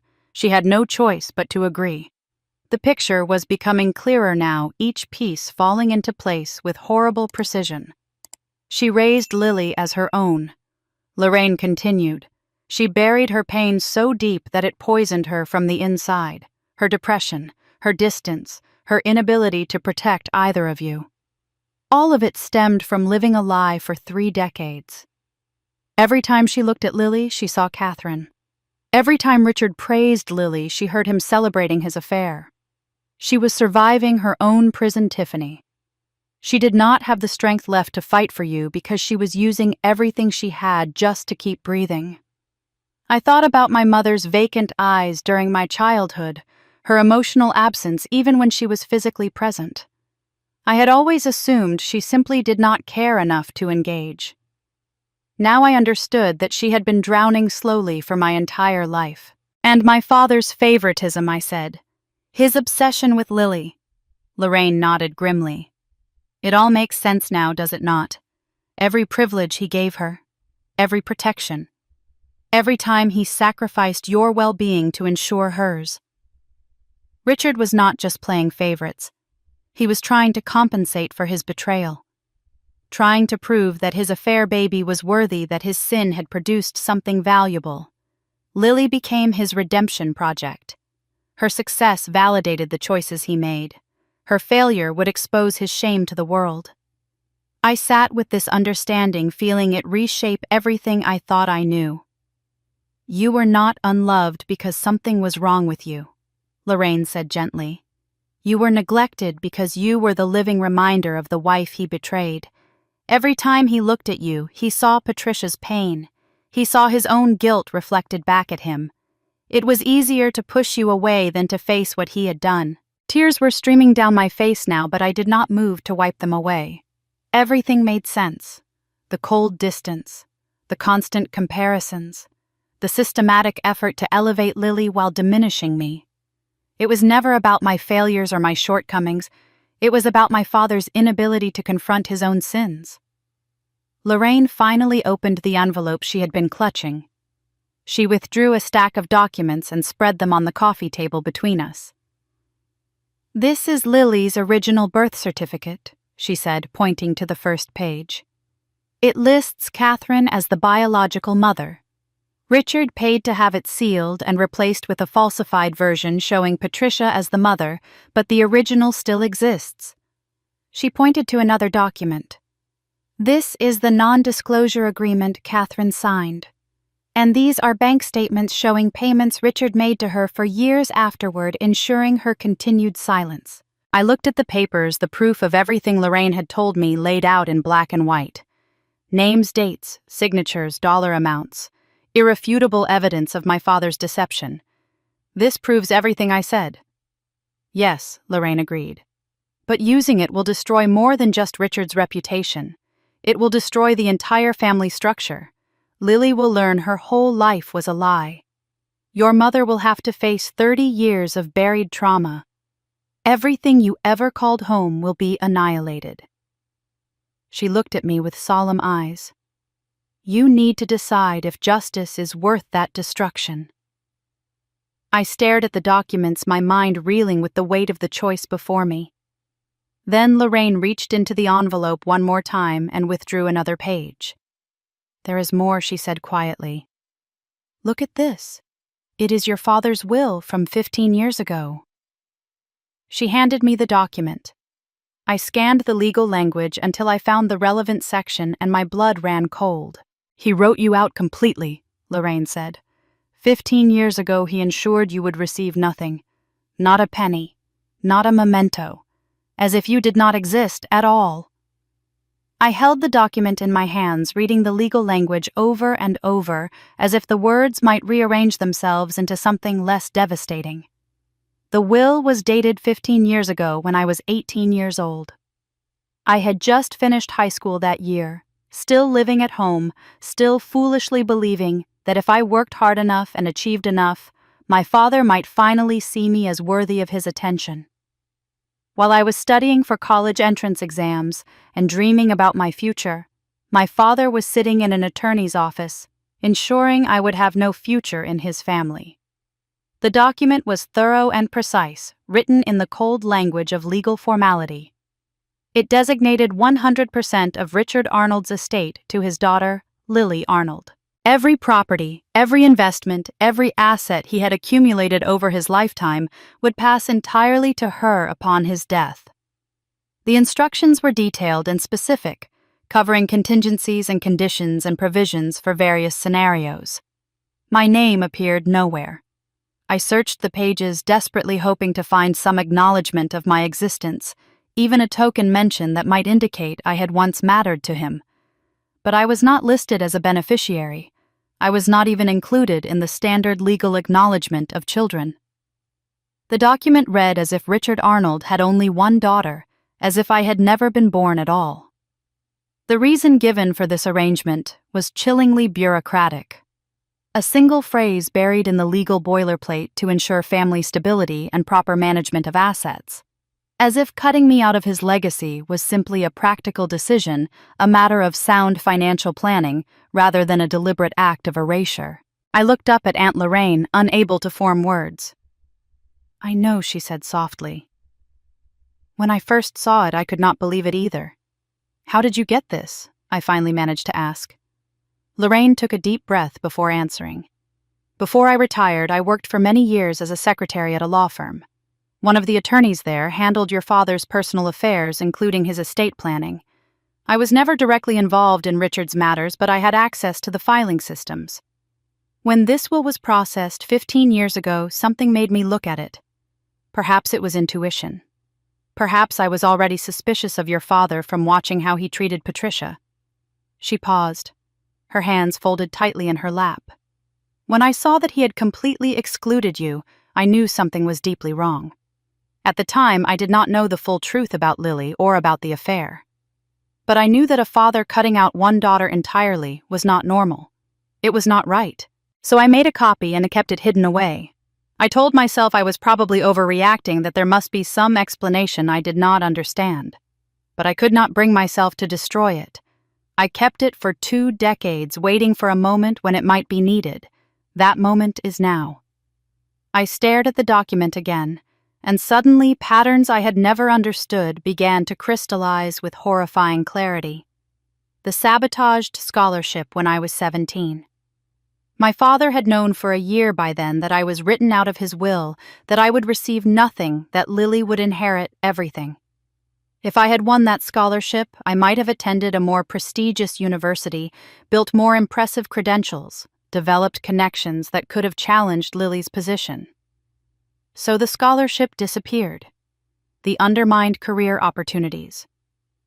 The email I discovered that showed my father promising Lily he would ensure I never surpassed her. Every time I came close to achieving something significant, something went wrong. Jobs fell through, connections went cold, opportunities evaporated. I had always blamed bad luck or my own inadequacy. Now I understood that my father had been systematically limiting my success for 15 years. The emotional neglect that taught me I was worthless. The constant comparisons that made me feel inferior. The family dynamic that pushed me to the margins while Lily occupied the center. None of it was accidental. None of it was the natural result of different personalities or preferences. It was all part of a coordinated strategy to ensure that when Richard Arnold died, there would be no successful, confident Tiffany to challenge the inheritance. There would only be a broken woman too beaten down to fight. Every limitation he placed on me was designed to keep me dependent, unsuccessful, and ultimately irrelevant. The cruelty I had endured my entire life was not random, it was not careless. It was a 15-year campaign to destroy me so completely that I would never be able to claim what was rightfully mine. I sat in silence for a long time, processing the magnitude of what I had discovered. My father had not simply failed to love me. He had not merely preferred Lily through some inexplicable parental chemistry. He had actively and deliberately worked to destroy my future, while pretending to be neutral, while acting as if his distance was my fault, while gaslighting me into believing I was the problem.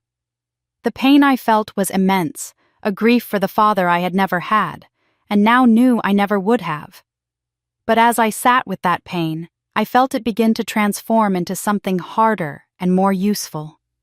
Determination. Cold, clear determination. If my father had spent 15 years trying to erase me from his family and his legacy, then I would spend whatever time it took to write myself back into existence. I would not disappear quietly into the margins he had designed for me. I would not accept the invisibility he had planned.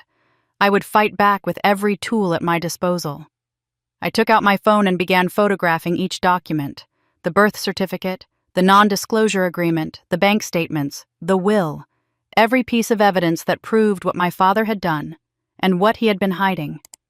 When I finished, I had a digital record that could not be stolen or destroyed as easily as the USB drive had been.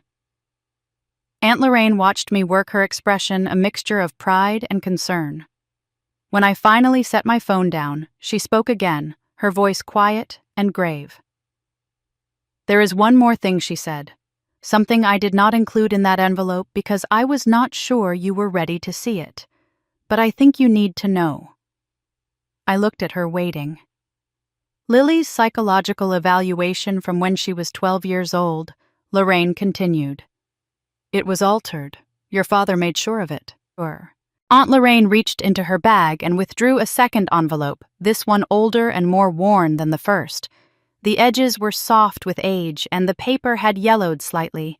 She held it for a moment before handing it to me, as if weighing whether to share its contents. "This is something I obtained years ago," she said, "before I understood the full picture of what was happening in your family. But when I saw the will and started putting pieces together, I went back and found it in my files. I think you need to see what your father did when Lily was 12 years old." I opened the envelope carefully.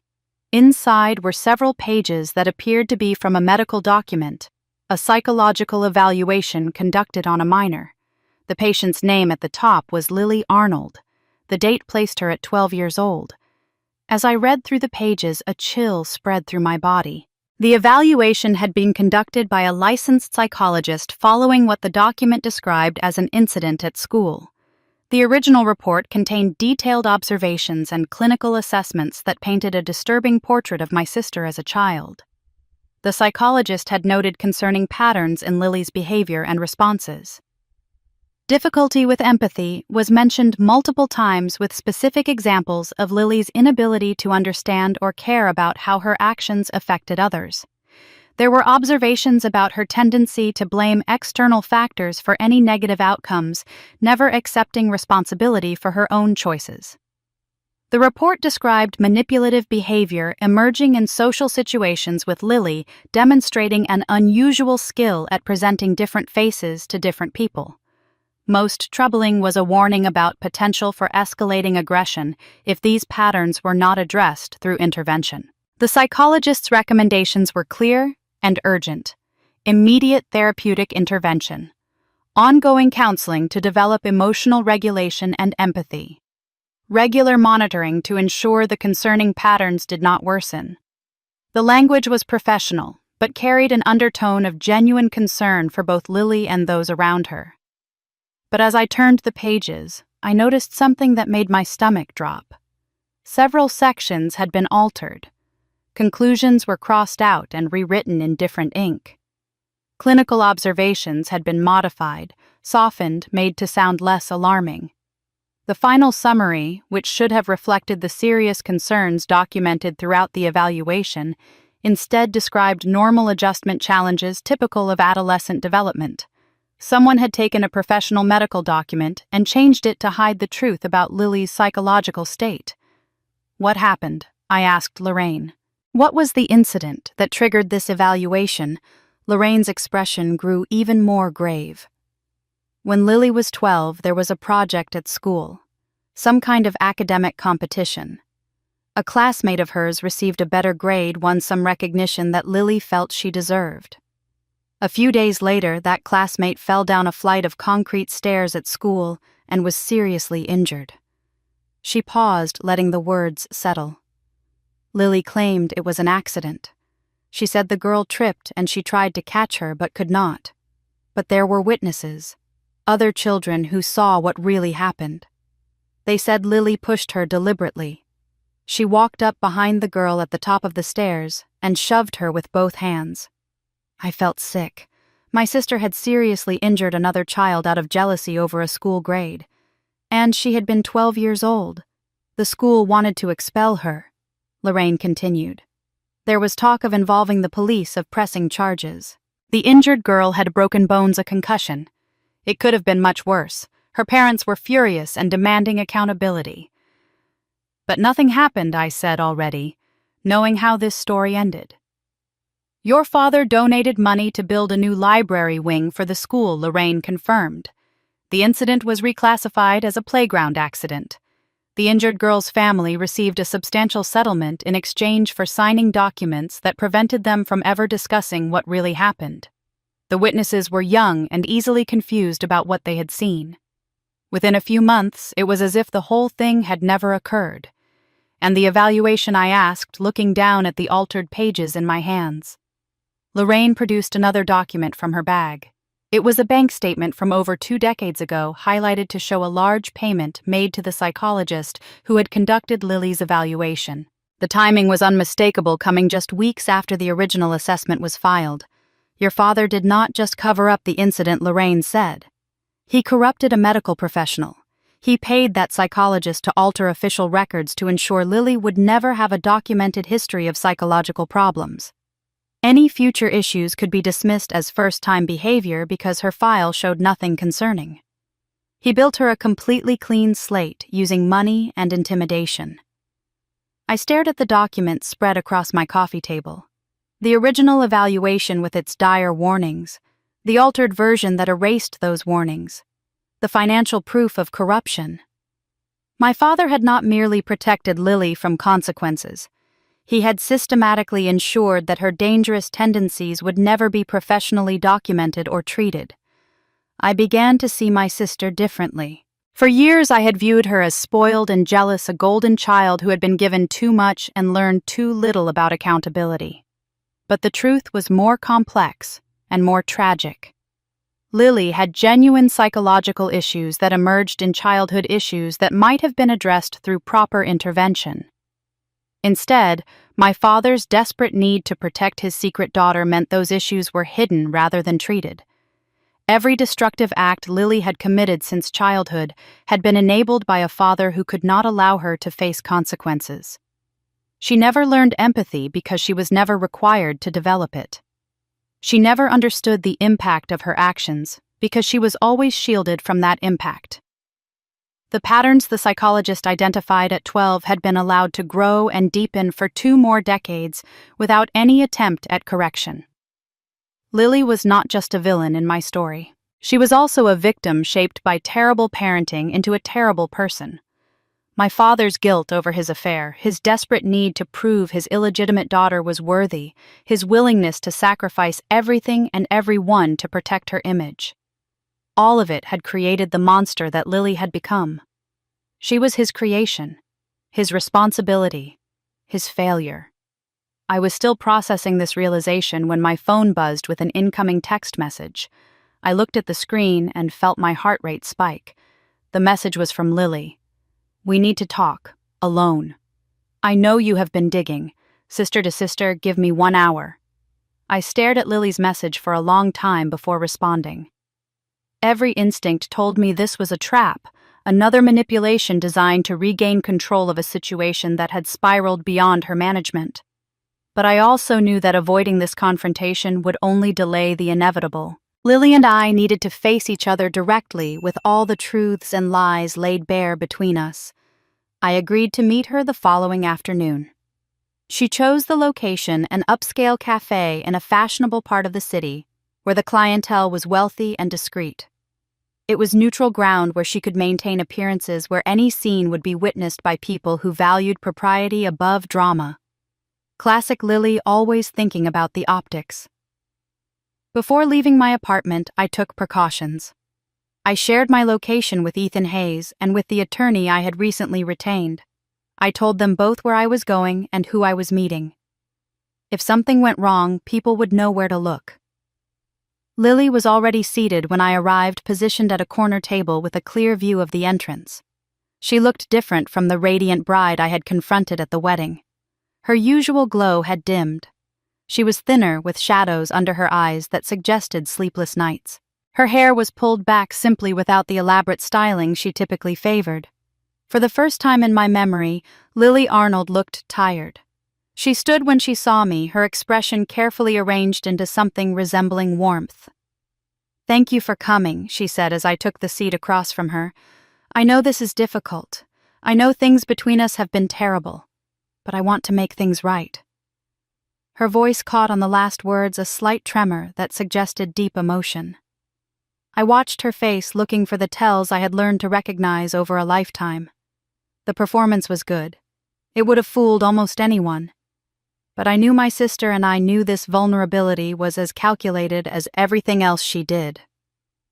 "I have not been the best sister to you," Lily continued, reaching across the table as if to take my hand. I stopped her with a slight withdrawal. She pulled back, undeterred. "We both know that. Growing up, I took so much for granted. I did not appreciate what I had.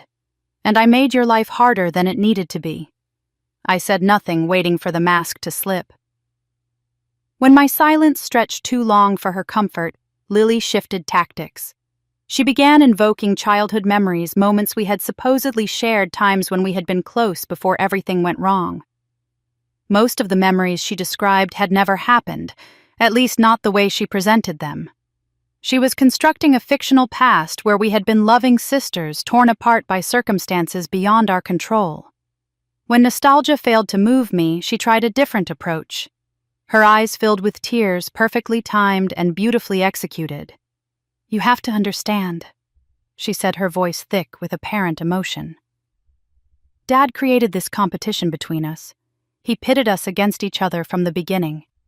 I was just a child trying to survive in a household where love felt like a limited resource.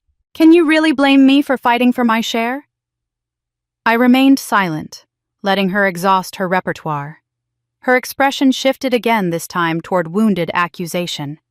You ruined my wedding day, she said, and now her voice carried an edge. I will never get that back. The most important day of my life, and you turned it into a circus. Marcus has not looked at me the same since. Our family is falling apart, and it is because of you. The audacity of this claim nearly made me laugh. But I kept my composure. And that woman who said she saw me throw away your invitation? Lily continued, leaning forward with intensity. She lied. I never did that. I do not know what you paid her, or what you promised her, but she lied about everything. You have constructed this entire narrative based on false accusations from a senile old woman. I watched each tactical shift with clinical detachment. Vulnerability, nostalgia, shared victimhood, blame, denial. Lily cycled through every tool in her manipulation arsenal, never once accepting responsibility, always deflecting, always performing. This was who she was at her core, stripped of the polish and charm.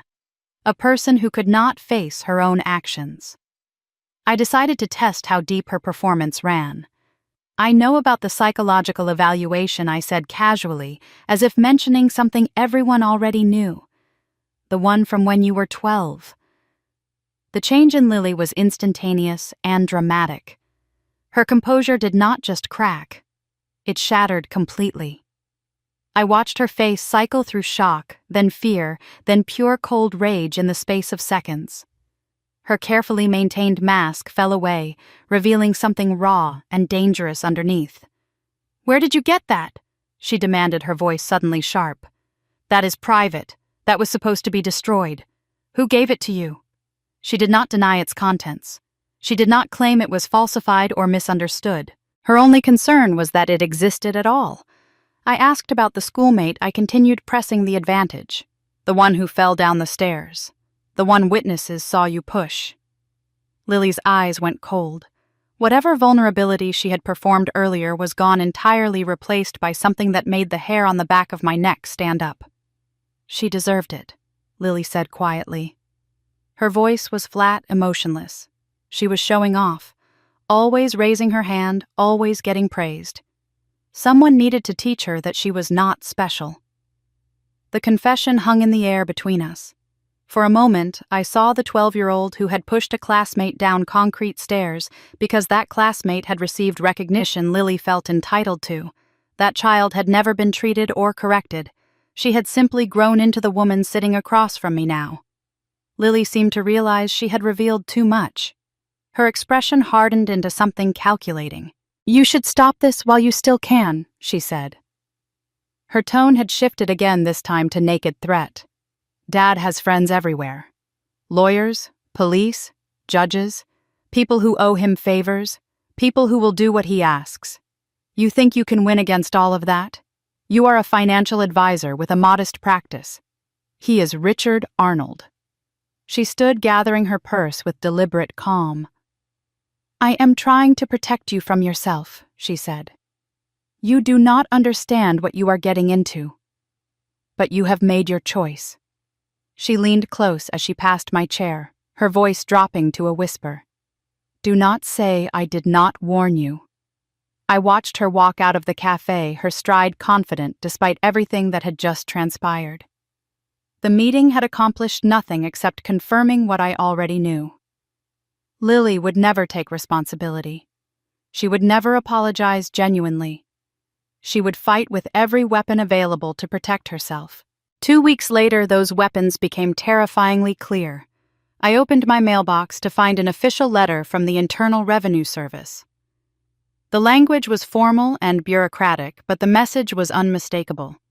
I was being audited for suspected tax fraud involving unreported income and falsified deductions. Fraud I had never committed. The letter from the IRS sat on my kitchen table like a coiled snake. I read it again and again, hoping the words might somehow change, but they remained stubbornly consistent. I was being audited for suspected tax fraud involving substantial unreported income from consulting work. Consulting work I had never performed. According to the notification records indicated I had operated a consulting business on the side for the past 2 years, receiving significant payments from various clients that I had failed to report on my tax returns. The amounts listed were staggering, far exceeding my actual income from my legitimate financial advisory practice. The discrepancies were large enough to trigger not just an audit, but a potential fraud investigation. My stomach dropped as the implications became clear. I knew I had done nothing wrong. Every dollar I earned was properly documented and reported. I kept meticulous records precisely because my profession demanded integrity and transparency. But proving a negative is notoriously difficult, and the process of defending myself would be expensive and time-consuming. This was exactly the kind of attack that could destroy me without ever requiring a conviction. The audit alone would drain my savings in legal and accounting fees. If the investigation escalated, it could damage my professional license and my reputation in an industry built on trust. Even if I ultimately proved my innocence, the process could consume years of my life and leave me financially devastated. Lily's threat at the cafe had not been empty. She had warned me that her father had friends everywhere that I could not win against his resources and connections. Now I understood what she meant. They were not going to confront me directly. They were going to use the machinery of government to grind me down. I contacted my attorney immediately. She listened to my explanation and then recommended a forensic accountant who specialized in cases involving financial fraud and identity theft.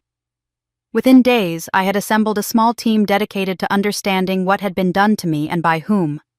The forensic accountant worked quickly and methodically. Within 3 weeks, she had uncovered the truth, and it was worse than I had imagined. Someone had used my social security number and personal information to open bank accounts and register a consulting business in my name. The business existed only on paper, with a professional-looking website and official documentation that made it appear legitimate. This fake consulting company had received payments from several shell corporations, money that flowed in and then largely disappeared into untraceable channels. The critical detail was what happened next. Whoever created this fraudulent business had deliberately failed to report the income on any tax returns. They had not attempted to steal the money for themselves. The entire purpose of the scheme was to create a paper trail that would trigger IRS attention and make me appear guilty of tax fraud. It was identity theft, but not the usual kind. This was not someone trying to steal my money or open credit cards in my name. This was someone using my identity to manufacture evidence of a crime I had never committed. The sophistication of the attack was chilling. It required detailed knowledge of my personal information, access to documents that only family would possess, and enough financial resources to create convincing shell companies. The forensic accountant dug deeper, examining the digital fingerprints left behind in the creation of these fraudulent accounts. Every online action leaves traces, and the person who set up this scheme had not been as careful as they thought. The fraudulent bank accounts and business registrations had been created using an IP address linked to the Arnold family home network. My parents' house, where I had grown up, where my personal documents had been stored for years before I moved out. The timing of the account creations correlated precisely with dates when Lily had visited our parents' dates. I was able to confirm through social media posts and family calendar records.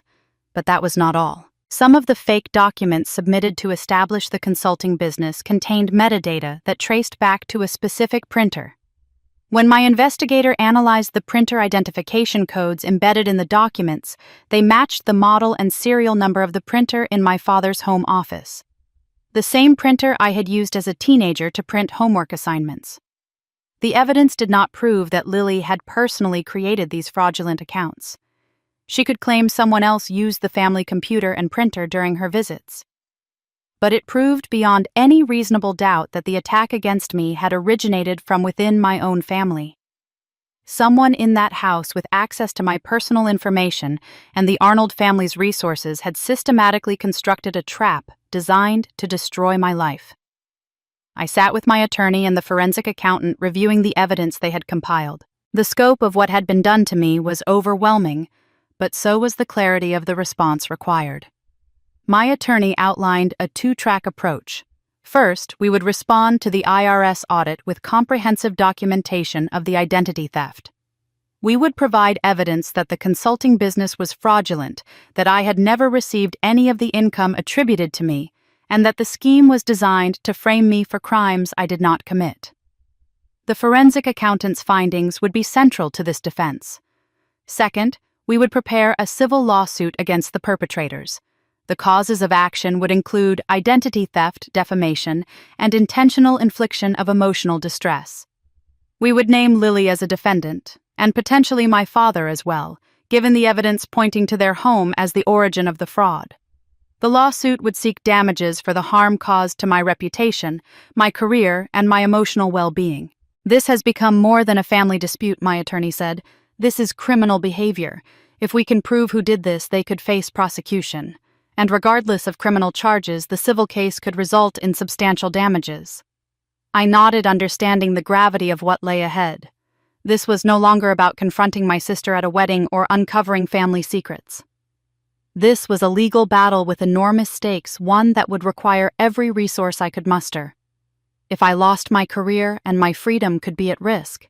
If I won, I might finally have justice for a lifetime of abuse.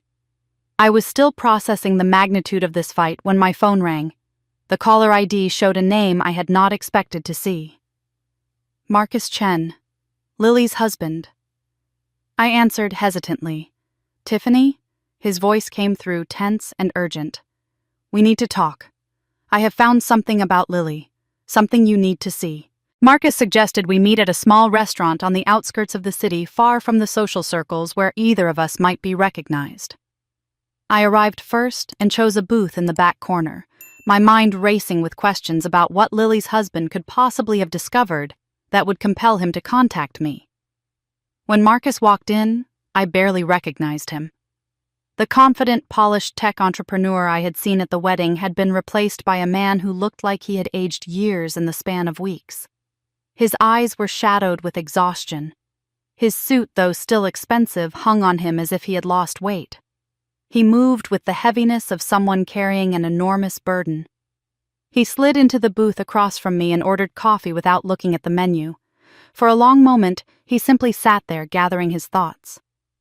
After your confrontation at the wedding, he finally began. I could not stop thinking about what you said. The things you claimed about Lily, about the invitation, about your family. I tried to dismiss it. I tried to believe that you were exactly what Lily had always described. But something did not add up. He paused, rubbing his temples. She told me you were mentally unstable, he continued. That you had been estranged from the family by your own choice because you could not handle not being the center of attention. She said you were jealous and dangerous, that you had a history of causing scenes and spreading lies. She painted a picture of someone I should fear and avoid. Marcus looked at me directly, his eyes searching my face. But the woman I saw at my wedding was not unstable. You were calm, composed, articulate. You had evidence. You had a witness, and when Lily responded, she was the one who became hysterical. The contrast was impossible to ignore. I started wondering what else my wife had lied about. He took a long drink of his coffee before continuing. I did something that felt disloyal, but I could not shake my doubts. I hired a private investigator. Someone discreet. Someone who could look into Lily's background without alerting her. The words hung in the air between us. What he found was damning, Marcus said. Lily has hidden debts. Over $200,000 accumulated over the past several years. Shopping addiction mostly, luxury items she could not afford, but also failed investment schemes, money she poured into ventures that went nowhere. She has accounts in her name only that she never disclosed to me, accounts that should have been part of our prenuptial discussions. I listened in stunned silence as Marcus continued. But the financial secrets were not the worst part, he said. 8 weeks. We have been married for 8 weeks. And already she had begun trying to access my business accounts. She changed passwords on shared accounts without telling me. She added herself to corporate documents for my company without my knowledge or consent. She was positioning herself to take control of everything I built. He pulled a folder from the bag beside him and placed it on the table. "I brought you evidence," he said. "Copies of financial records showing her hidden debts. Text messages I recovered from a backup of her old phone messages where she discussed what she called handling her sister problem with friends. And recordings. Recordings, I repeated." Marcus nodded grimly. Lily had lunch with some of her closest friends about a month before the wedding. One of them recorded parts of the conversation without Lily knowing. That friend later had a falling out with Lily and was willing to share the recording with my investigator. He handed me a small flash drive. "Listen to it when you are alone," he said. "You will hear Lily laughing about what she called the perfect revenge she had planned if you showed up at the wedding. She was going to announce a pregnancy. Fake, of course. She wanted to overshadow any scene you might cause by making herself the center of attention with news of a grandchild. Your father was apparently in on the plan. The only reason it did not happen was because you struck first with your own announcement." I took the flash drive, my hand trembling slightly. "I never wanted any of this," Marcus said quietly. "I fell in love with a woman who does not exist. The Lily I thought I knew was a performance a character created to land a wealthy husband. The real Lily is someone I would never have married if I had known the truth." "What are you going to do?" I asked. "I am filing for annulment," he replied. "Not divorce. Under this state's laws, a marriage can be annulled if one party fundamentally deceived the other about their character or circumstances before the wedding. Lily's hidden debts qualify. Her hidden personality qualifies. The fact that she concealed her entire family dynamic and her treatment of you qualifies. My attorneys believe we have a strong case." He leaned back in the booth, looking somehow both defeated and resolved. "I married someone who does not exist," he said. "I will not spend the rest of my life paying for that mistake." I felt an unexpected wave of sympathy for him. Marcus was another victim of the Arnold family dysfunction drawn in by Lily's performance, and now paying the price for believing her lies. We were unlikely allies united by our shared experience of being manipulated and betrayed. Marcus reached into his bag one more time and withdrew another folder thicker than the first. "There is one more thing," he said. His expression shifted to something darker. "This is what convinced me I had to contact you. This is what made me realize that staying silent was not an option." He pushed the folder across the table toward me. "Lily has been communicating with your father," he explained. "Emails, text messages, plans they have been developing together. I found these on her laptop when she left it unlocked one night." I opened the folder and began scanning the documents inside.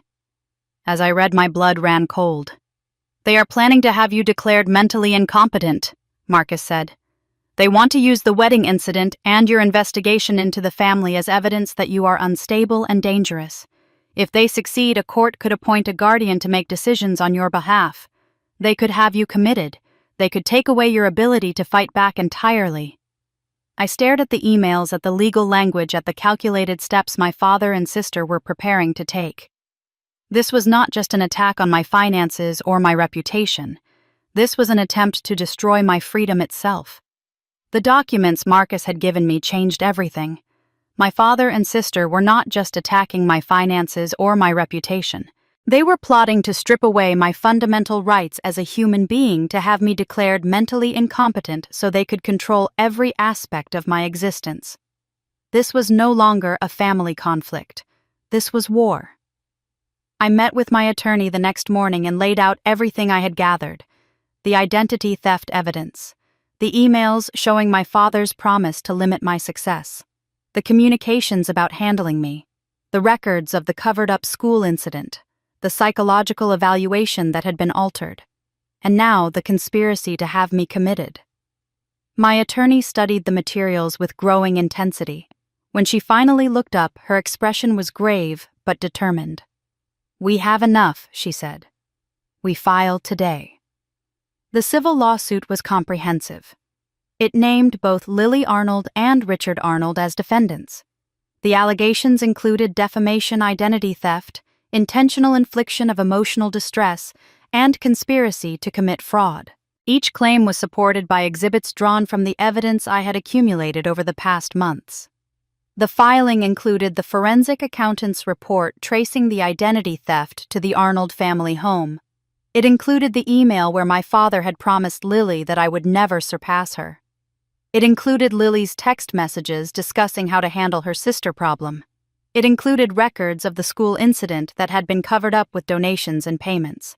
Every secret they had hidden for decades was now documented in legal filings that would become part of the public record. Anyone could access these documents: journalists, neighbors, business associates. The carefully constructed Arnold family image would be exposed for the facade it had always been. The lawsuit was filed by noon. By evening, my phone had become a weapon of chaos. My father called first. His voice shook with fury as he threatened legal counteraction, promised to destroy my career, swore that I would regret this decision for the rest of my life. The polished businessman who had always maintained his composure in public was gone, replaced by a man whose control was slipping away. I let him rage until he exhausted himself, then hung up without responding. Lily's texts came in waves. The first messages were pleading, filled with claims that this was all a misunderstanding, that we could work things out if I would just withdraw the lawsuit. When pleading failed, her tone shifted to threats. She reminded me of our father's connections, of the resources they could bring against me, of the ways they could make my life unbearable. The oscillation between vulnerability and menace was classic Lily, but the desperation underlying both modes was new. Various relatives began calling throughout the evening. Some expressed shock, unable to reconcile the allegations in the lawsuit with the family they thought they knew. A few offered tentative support, admitting they had always sensed something was wrong with how I was treated. Most were simply confused, caught between loyalty to my parents and the undeniable weight of documented evidence. The carefully maintained Arnold image was crumbling in real time. I learned through the relative grapevine that my father's business associates were already distancing themselves. Partnership meetings were being postponed. Joint ventures were suddenly under review. The whisper network that had always protected the Arnold reputation was now carrying a very different message. Perhaps most satisfying was the news that reached me the following day. The country club where my father had been a member for 20 years had quietly lost his renewal paperwork. His application for continued membership was being delayed pending further review. For a man who had built his identity around status and social standing, this small humiliation was a preview of larger losses to come. My father appeared at my apartment that evening.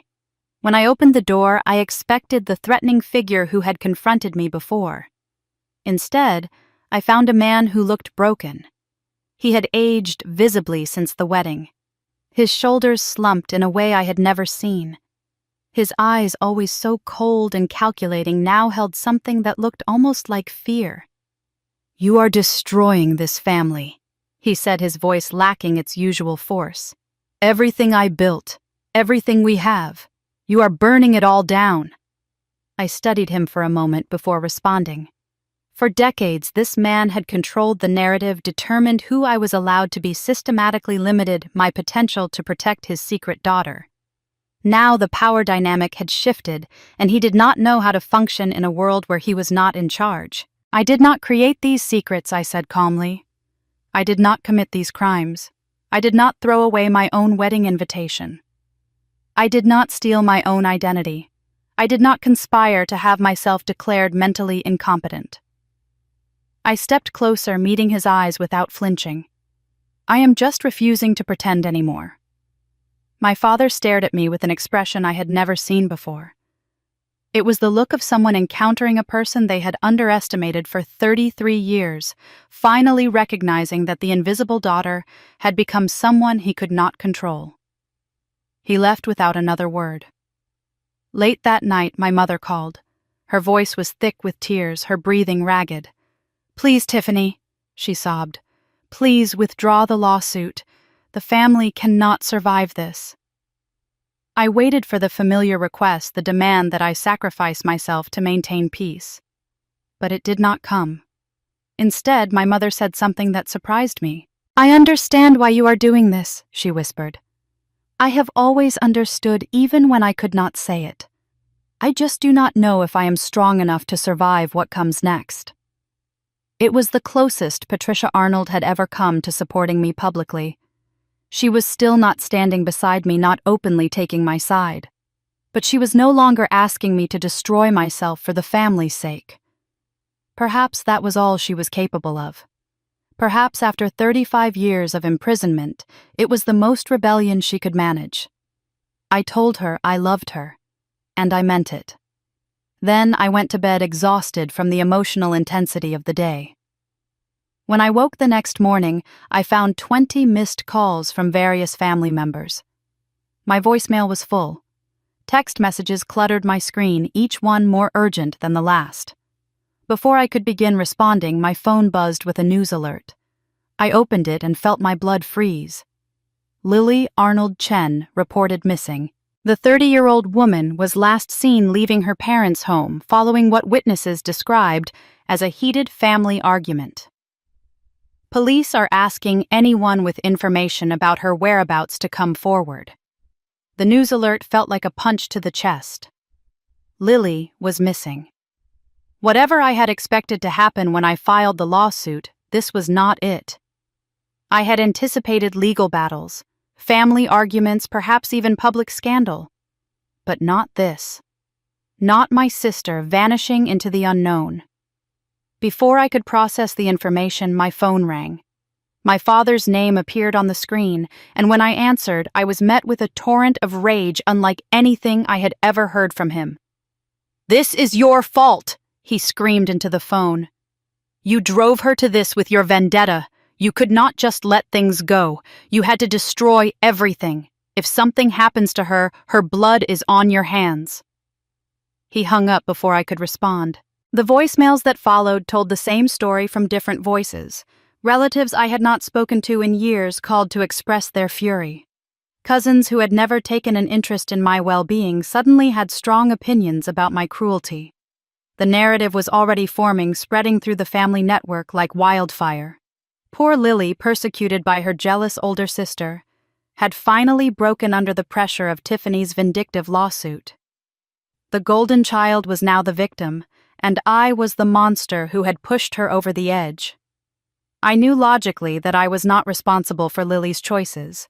I had not forced her to steal my identity. I had not made her throw away my wedding invitation.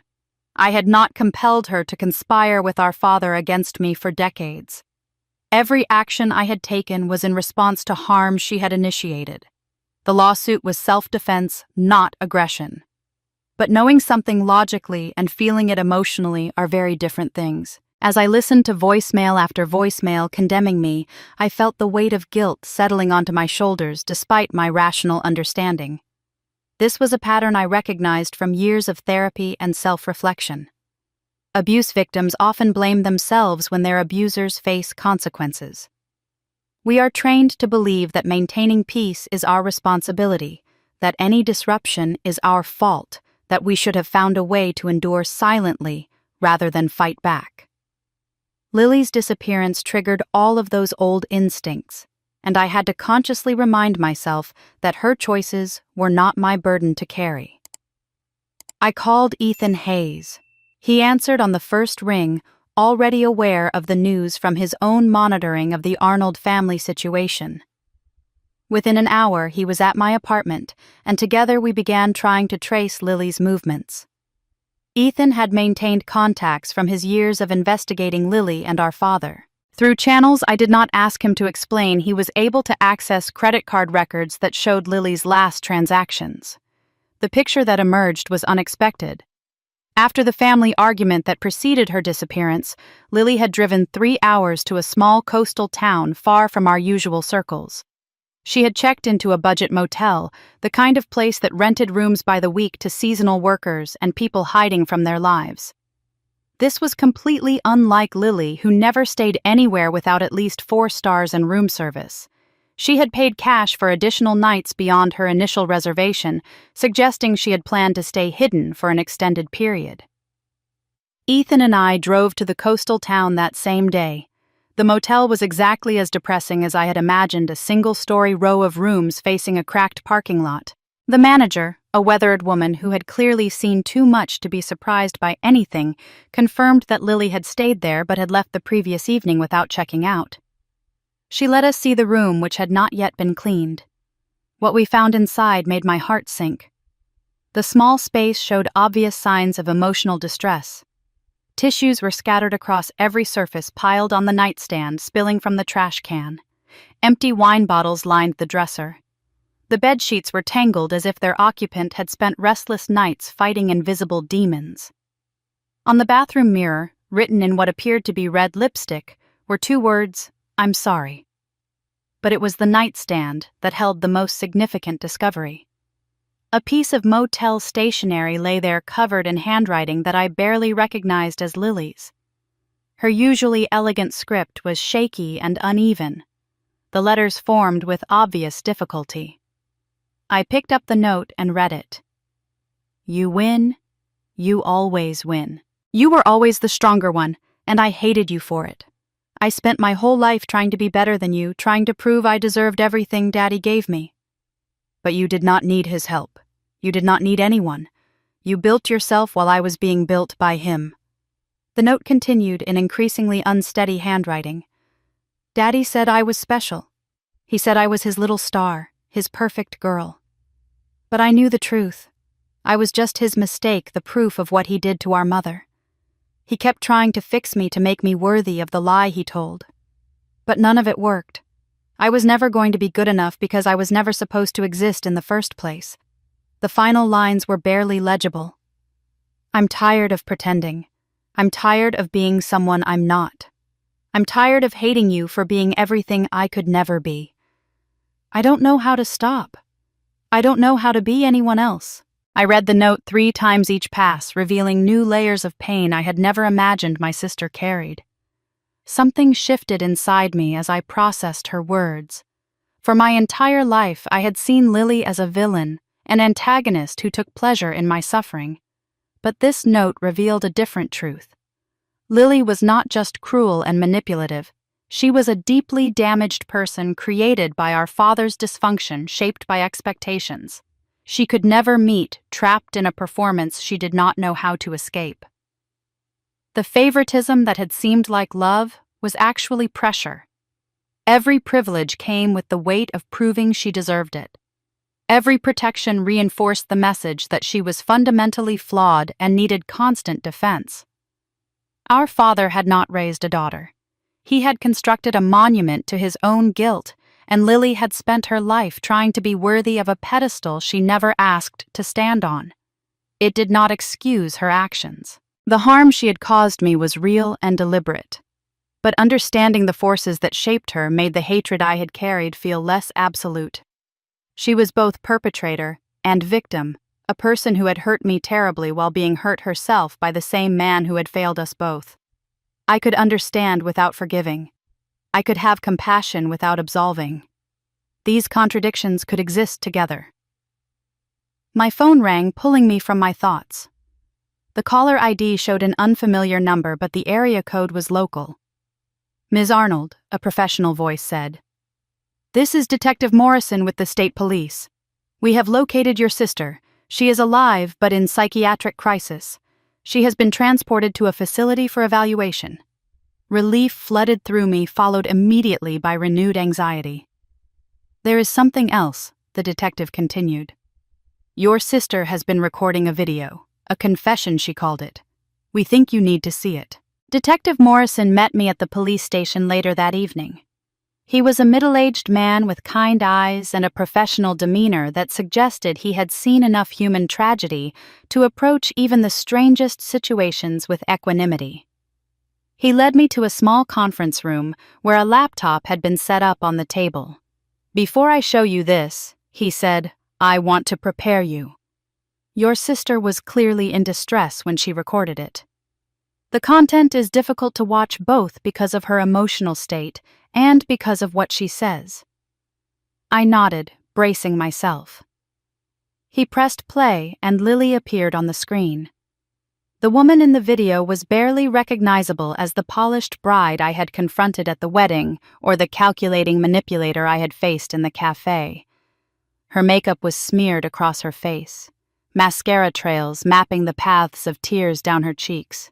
Her hair hung limp and unwashed. Her hands trembled visibly as she adjusted the camera angle, and when she spoke, her voice cracked and broke repeatedly.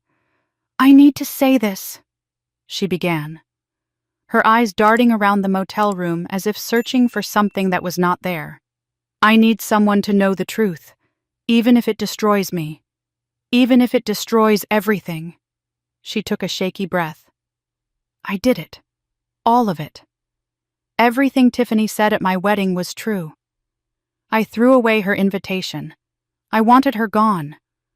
I have wanted her gone my whole life." Watching her confession, I felt a strange mixture of validation and sorrow. For years, I had doubted my own perceptions, wondered if I was paranoid or jealous or simply wrong about my sister's treatment of me. Now here she was, confirming every suspicion I had ever harbored. "The scholarship when we were teenagers," Lily continued, her voice growing more unsteady. "I found her application and destroyed it. The job interview she missed because of a fake email. That was me. I created email accounts using variations of her name and sent messages to her colleagues, her contacts, anyone who might help her succeed. I wanted to poison every relationship she had." She paused, wiping her nose with the back of her hand. "And the identity theft. The IRS audit. I did that too. But it was not just my idea."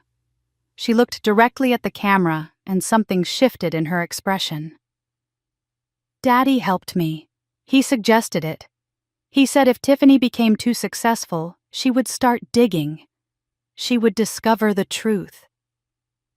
Lily's voice dropped to barely a whisper. She would find out I was not really his daughter. Not his legitimate daughter anyway. She would find out that I was the affair baby, the mistake, the secret he brought home and forced our mother to raise. She caught herself, then eyes widening as she realized what she had admitted. For a moment, she seemed to consider stopping the recording, but something drove her forward. "You want to know why I hated her so much?" she asked the camera. "It was not just jealousy, it was survival. Daddy only kept me because I was special, because I was better than her, because I was worth the lie he told and the marriage he nearly destroyed." Her voice rose with desperate intensity. "If Tiffany was special too, why would he need me? I was just the proof of his affair. The embarrassment he turned into a project. I had to be better than her at everything, or I would be thrown away. Just like my real mother was thrown away when she became inconvenient." The twisted logic of her reasoning made a horrible kind of sense. Our father had created this monster by making his love conditional on Lily's superiority. Every time she succeeded where I failed, she earned another day of his affection. Every time I threatened to surpass her, she faced the terror of abandonment. In the video, Lily began cycling between blame and something approaching genuine accountability. "He made me this way," she said, her voice bitter. "He praised me every time I was cruel. When I told him about destroying Tiffany's scholarship, he said I was protecting the family. When I ruined her job interview, he said I was being smart. He taught me that hurting her was not just acceptable, it was expected." But then her expression changed, softened into something more vulnerable. "I knew it was wrong," she admitted, "every single time. I knew Tiffany did not deserve what I was doing to her.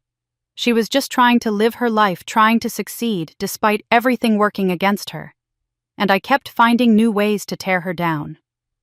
Tears streamed freely down her face. I could not stop. Being the golden child was not a gift. It was a cage. And I built the bars higher myself because I was too afraid to step outside them. I was too afraid to find out who I would be if I was not better than her. She was silent for a long moment, staring at something beyond the camera. "I am tired," she finally said. "I am so tired of pretending, of performing, of being Daddy's perfect little project instead of a real person. I do not know who I am underneath all of this. Maybe there is nothing there. Maybe he hollowed me out so completely that I am just the shell he created." The video ended abruptly, cutting off as Lily reached toward the camera. I sat in silence, processing what I had witnessed. The confession was incomplete and imperfect. It mixed genuine accountability with deflection and blame. It explained without fully accepting responsibility. But it was more honest than anything Lily had ever said in my presence. For the first time, I had seen something real beneath her performance. My attorney arrived at the station an hour later, having been called as soon as the police understood the video's significance. She watched the recording with professional intensity, making notes as it played. "This is powerful evidence," she said when it finished. "Your sister admits to the identity theft scheme and explicitly names your father as a co-conspirator. Combined with everything else we have gathered, this makes our civil case overwhelming. The defense cannot credibly deny what Lily herself has confessed on video." She paused, her expression growing more serious. "More importantly, this potentially exposes your father to criminal liability, conspiracy to commit fraud, identity theft. If the prosecutor's office decides to pursue charges, Richard Arnold could face actual prison time." The video that Lily had recorded in a moment of breakdown and despair had become the key to my victory. Her confession meant as some kind of unburdening or perhaps a final act of self-destruction had handed me everything I needed to win. Detective Morrison returned to the room as my attorney finished her analysis. "There is one more thing you should know," he said.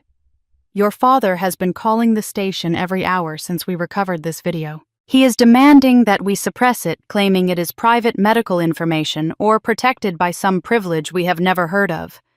His lawyers have been flooding us with threatening letters." He paused, his expression thoughtful. "I have been doing this job for 25 years. I have seen a lot of guilty people try to bury evidence. But I have rarely seen someone as desperate as Richard Arnold seems to be right now. He is terrified of what else your sister might say."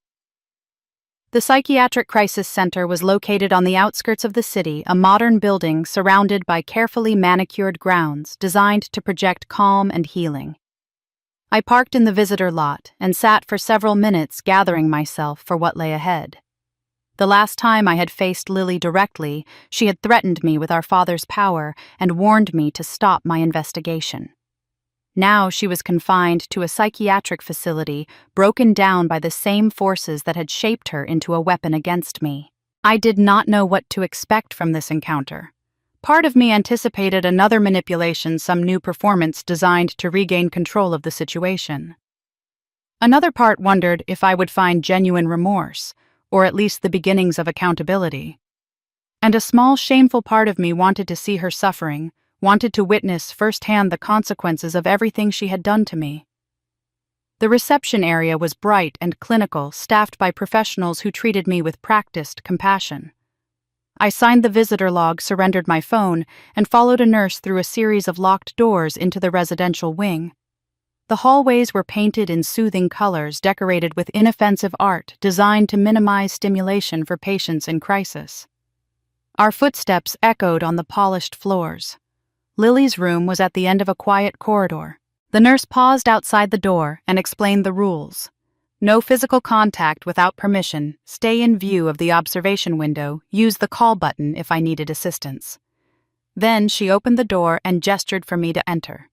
The woman sitting on the narrow bed looked nothing like the sister I had known my entire life.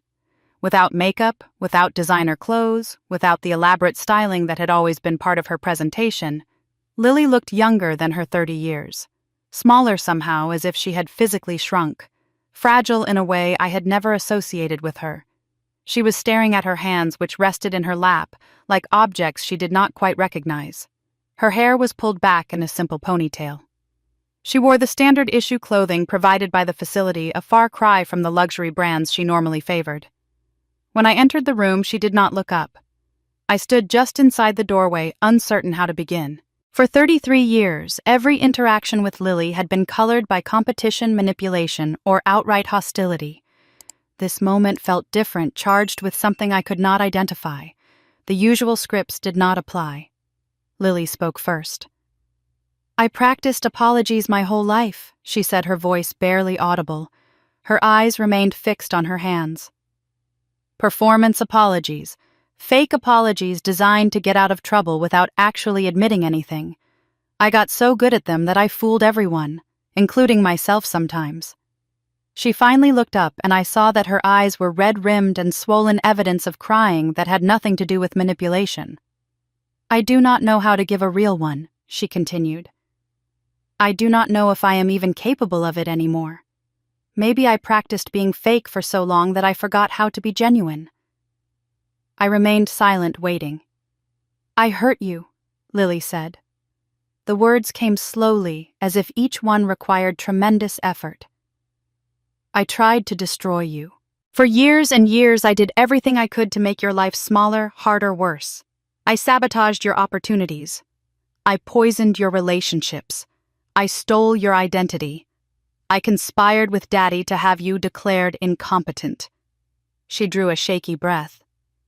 "And the worst part is, I do not know if I am sorry, because I was wrong, or just because I got caught. I do not know if this feeling in my chest is genuine remorse or just fear of consequences. I have been performing emotions for so long that I cannot tell the difference anymore."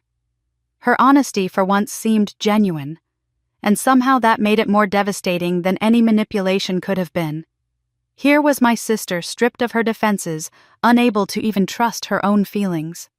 The woman who had tormented me for decades was revealing that she did not know herself at all. I walked further into the room and sat in the chair across from the bed.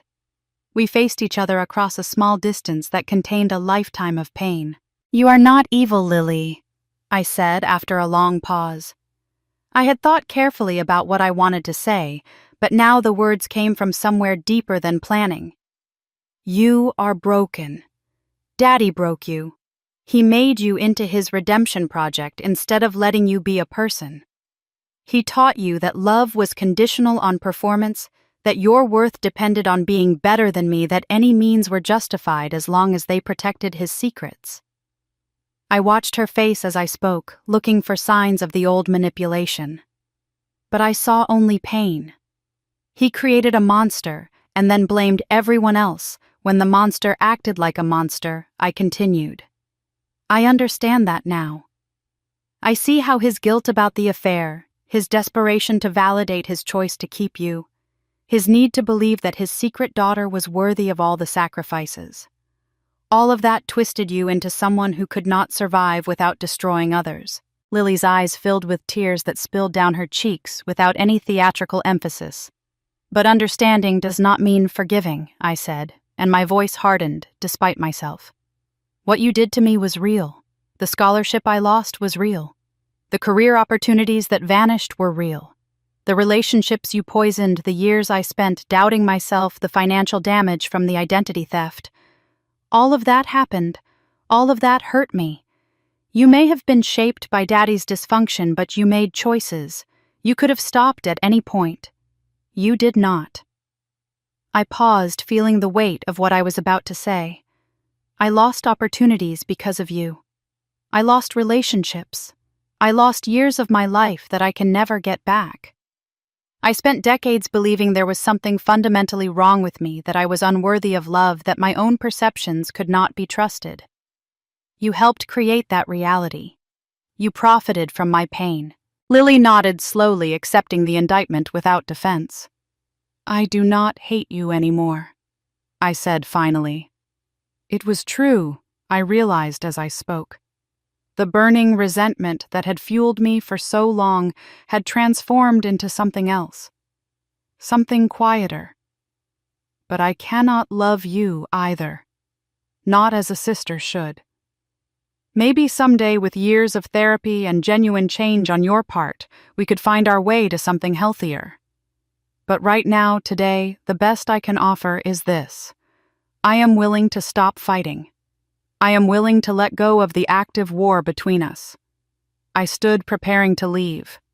"Maybe that is the best we can do," I said.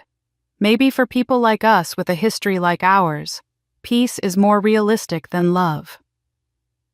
We sat in silence for a long moment. The room felt smaller than it had when I entered, as if the conversation had compressed the space between us. But it was not an uncomfortable silence.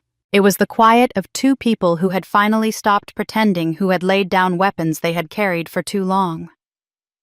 "You are the only one who ever told me the truth," Lily said finally. Her voice was soft, almost wondering. "Everyone else just told me what I wanted to hear. Daddy told me I was perfect. Mommy never challenged anything. Friends and boyfriends all played along with whatever version of myself I presented to them." She looked at me with something that might have been respect. "You are the only one who ever saw through me," she said. "You are the only one who refused to pretend."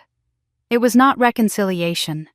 We would not become close sisters who called each other every week and shared holidays and celebrated each other's achievements. The damage was too deep, the history too painful, the trust too thoroughly destroyed. But something had shifted between us. The active war was over. The cycle of attack and defense had broken. What remained were two women who had survived the same dysfunctional family, processed the same trauma from opposite sides, emerged, damaged in different ways. We were not enemies anymore. We were not friends. We were something new, something that did not have a name. I walked to the door and paused with my hand on the frame. "Get better, Lily," I said. "Not for me, for yourself. Figure out who you are when you are not performing. There might be someone worthwhile under all those masks." She nodded, but did not speak. As I stepped into the hallway, I heard her whisper something that might have been, "Thank you." The nurse who had escorted me to the room was waiting outside. She fell into step beside me as we walked back toward the exit. But before we reached the security doors, she touched my arm gently. "Ms. Arnold," she said. "Before you leave, you should know that your mother is in the waiting room. She arrived about 20 minutes ago and asked if she could see you when you finished with your sister." My mother. I had not expected her to be here. "She brought something with her," the nurse continued. "She said she has been keeping it for 20 years. She said it was time you had it." I found my mother in the waiting room, sitting alone in a corner away from the other visitors. She was clutching a worn cardboard box on her lap, the kind used for storing old documents or photographs. Her hands trembled slightly as they gripped the edges. She looked older than I had ever seen her, as if the events of the past months had aged her years in a matter of weeks. When she saw me approaching, something in her expression shifted. Relief mixed with fear, mixed with a determination I had rarely witnessed in her eyes. She stood slowly still, holding the box, and faced me with the posture of someone who had been waiting for this moment for a very long time. "I have been waiting 20 years to give you this," she said, pushing the box toward me. I took it from her hands, surprised by its weight. We sat down together on a small couch in the corner of the waiting room, and I lifted the lid. What I found inside took my breath away. On top was a document I recognized immediately, a psychological evaluation with Lily's name on it. But this version was different from the altered one Aunt Lorraine had shown me. This was the original unmodified assessment, complete with the psychologist's genuine conclusions and urgent recommendations for intervention. Every concerning observation that had been crossed out or rewritten in the other version was present here, preserved in its original clinical language. Beneath the evaluation were leather-bound journals, clearly old and well-used. I opened one at random and found my father's handwriting filling the pages. The entries documented his affair with Catherine, his secretary. His words described the thrill of the relationship, the fear of discovery, the panic when she became pregnant.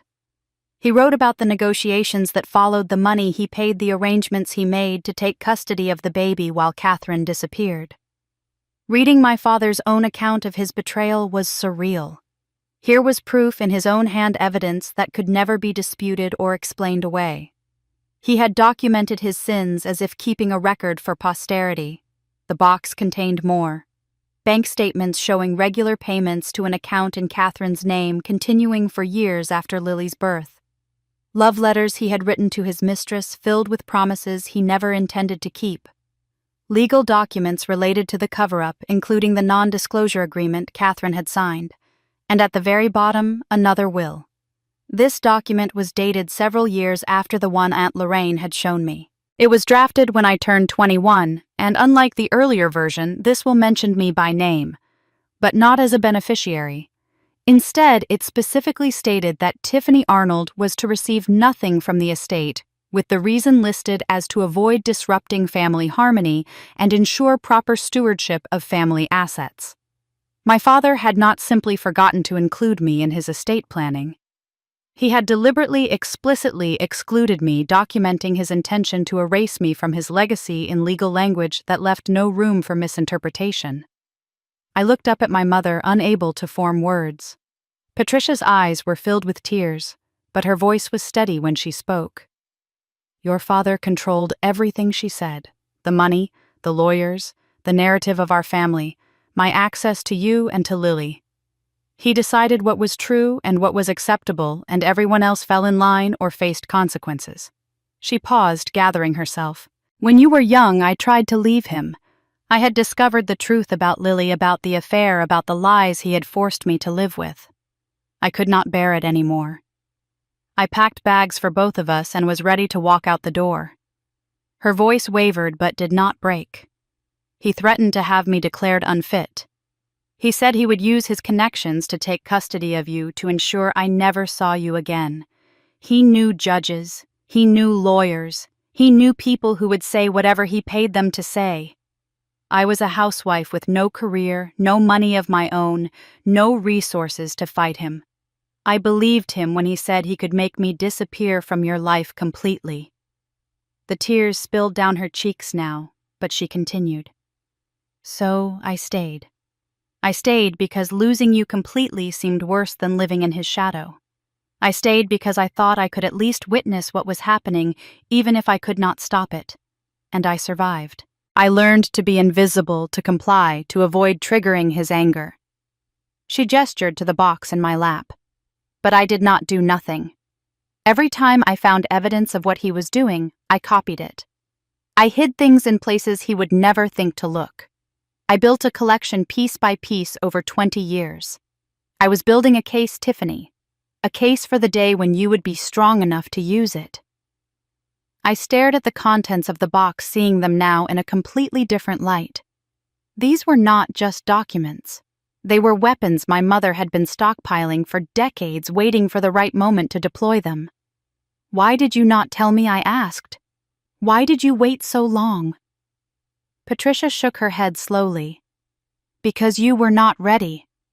When you were young, you still hoped for his love. You still believed that if you worked hard enough, achieved enough, he might finally see you. If I had given you this evidence, then you would have confronted him, and he would have destroyed you. He would have used his power to crush you before you had any power of your own. She reached out and took my hand. I needed you to become who you are, she said. Someone independent, someone successful, someone who built a life completely outside his control, someone who does not need his approval or his money or his love. Only then could you use this evidence without being destroyed by the consequences. I thought about my journey, the career I had built, despite every obstacle, the independence I had fought for with no family support. I had always seen my success as something I achieved in spite of my family. Now I wondered if my mother had been watching all along, waiting for me to become strong enough for this moment. You could have left, I said. You could have walked away and let me figure things out on my own. I would have survived. Patricia squeezed my hand. You would have survived, she agreed. But you would not have thrived. Not the way you have. You needed time and space to grow without the weight of these secrets crushing you. You needed to become someone who could fight back and win. Someone who does not need my help anymore. She paused, her eyes meeting mine with an intensity I had never seen from her before. But someone who can use my help now that I am finally able to give it. I looked at my mother with new eyes. For decades, I had seen her as weak, passive complicit in my suffering through her failure to intervene. I had blamed her for standing by while my father and Lily systematically diminished me. I had assumed her silence meant she did not care. But Patricia Arnold was not weak. She was strategically patient. She had played a decades-long game with severely limited power-gathering evidence biding her time, waiting for the moment when her weapons would be most effective. She had sacrificed her own happiness, her own freedom to remain close enough to collect what I would eventually need. It was not the heroic intervention I had wished for as a child. It was not the dramatic rescue that would have validated my suffering in the moment, but it was something perhaps more valuable, a methodical, patient preparation for the battle she knew would eventually come. "Mom," I said, and my voice cracked on the word. "I did not know." "I know you did not," she replied softly. "I could not tell you. The risk was too great. If you had known I was gathering evidence, you might have said something done, something that tipped him off. He watches everyone so carefully. I had to be invisible to succeed." She pulled a tissue from her purse and dabbed at her eyes. "I am sorry I could not protect you more actively," she said. "I am sorry I could not stop what they did to you. But I hope you understand now that I was never your enemy. I was never on his side. I was just waiting for you to be ready, waiting for this day." I set the box aside and embraced my mother for the first time in years. She felt smaller in my arms than I remembered, more fragile. But there was strength in her too, a quiet resilience that had sustained her through decades of living inside a lie.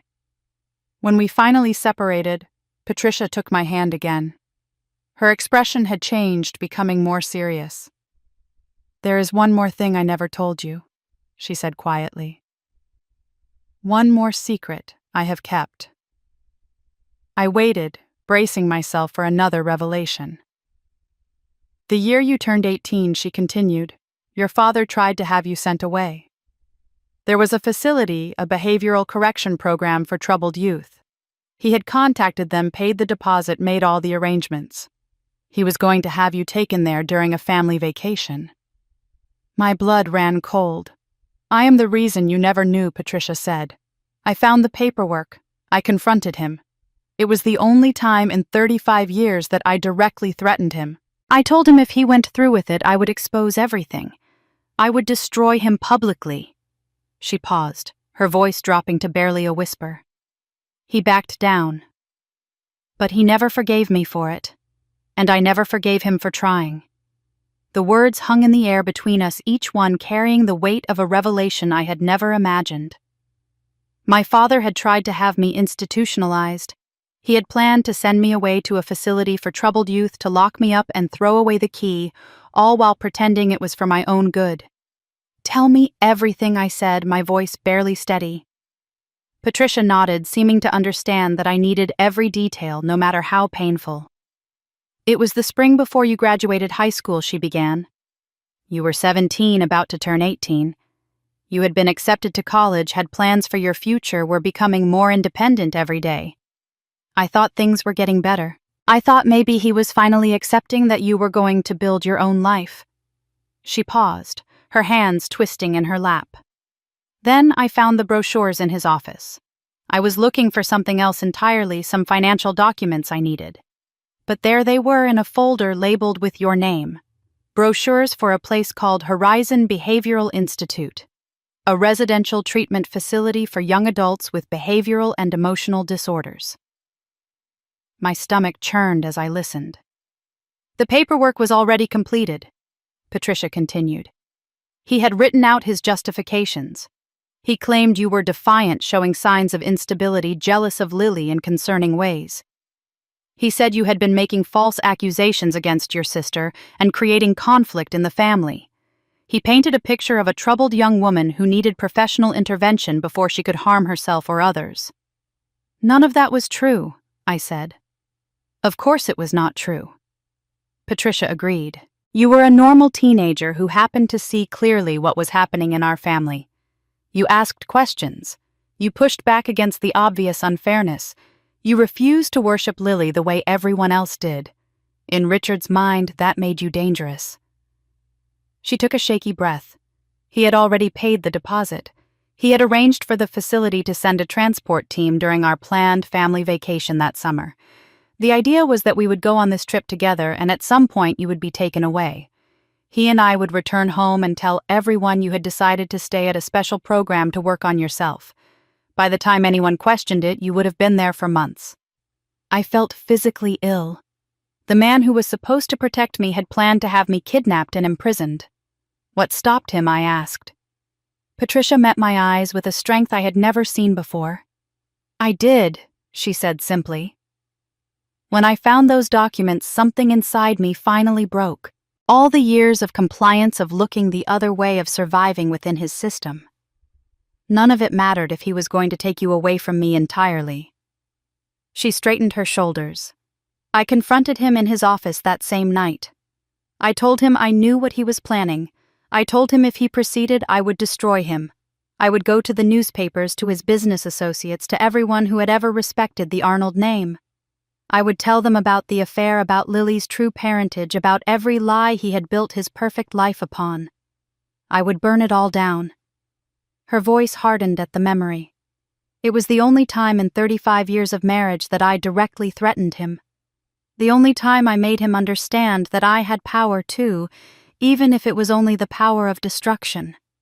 What did he do? I asked. Patricia's expression was grim. He backed down. He canceled the arrangements with the facility, destroyed the paperwork, pretended the whole plan had never existed. But our marriage, what little remained of it, froze completely after that. He never forgave me for threatening his control, for showing him that I was not as broken as he believed. She looked down at her hands.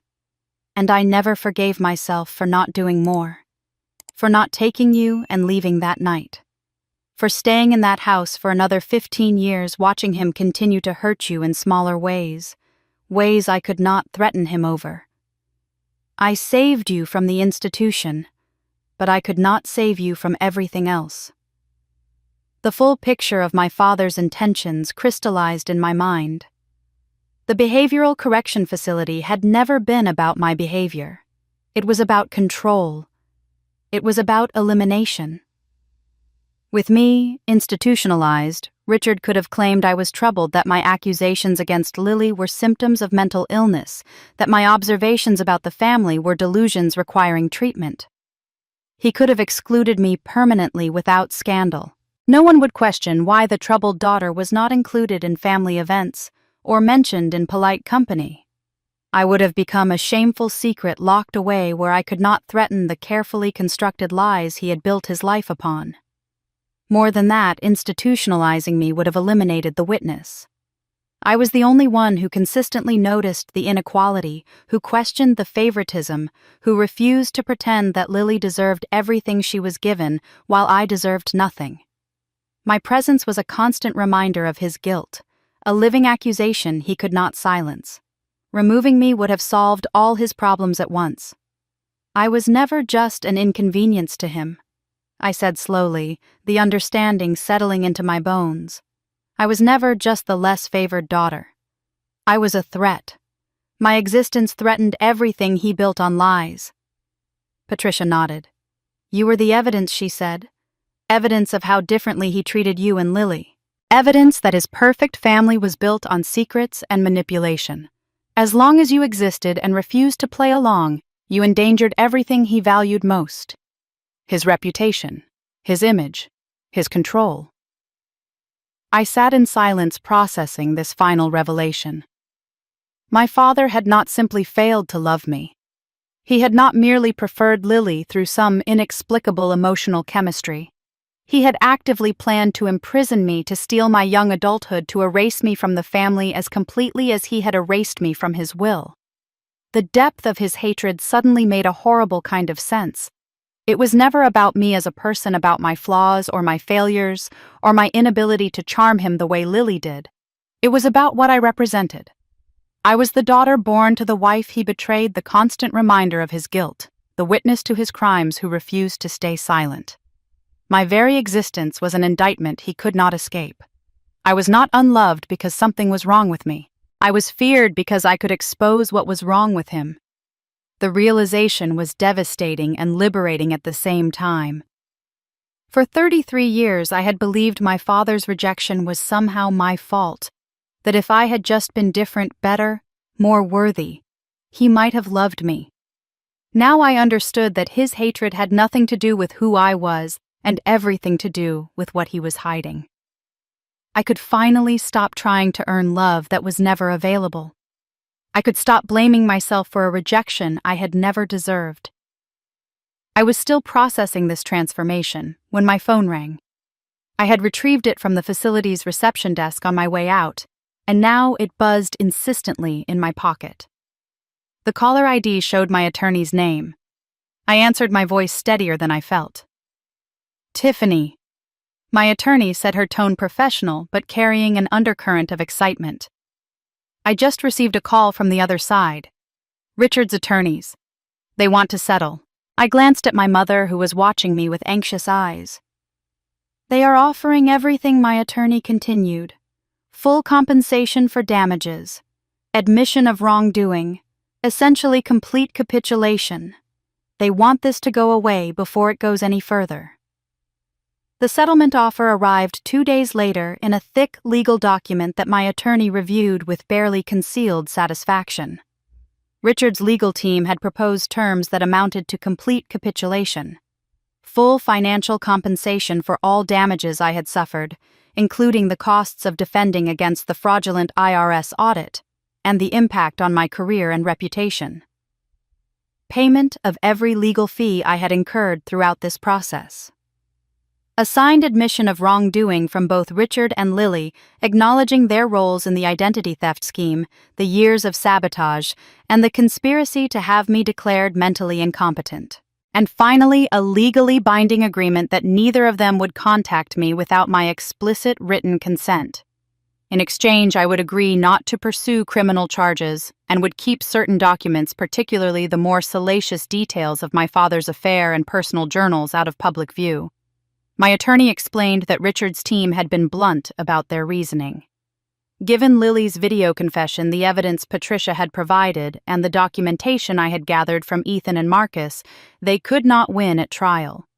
The exposure of a full legal proceeding would destroy whatever remained of Richard Arnold's reputation. A private settlement, while humiliating, was preferable to public annihilation. I reviewed the offer carefully, then told my attorney I had conditions of my own. Richard would update his will to include me as an equal beneficiary alongside Lily. He would provide my mother with a fair and generous divorce settlement, ensuring she had the financial security to live independently for the rest of her life. He would pay for Lily's genuine psychiatric treatment, not the cover-up kind he had arranged in the past, but real therapeutic intervention at a reputable facility with qualified professionals. And one more thing. I required a written acknowledgement that Lily's childhood psychological evaluation had been altered at Richard's direction. This acknowledgement would be submitted to the licensing board overseeing the now-retired psychologist who had falsified the documents.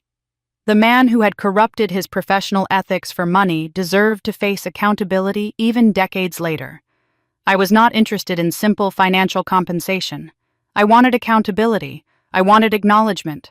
I wanted the people who had hurt me to face genuine consequences for their actions. My attorney conveyed these conditions to the other side. Within hours, Richard's team agreed to everything. They were desperate to end this before it escalated further.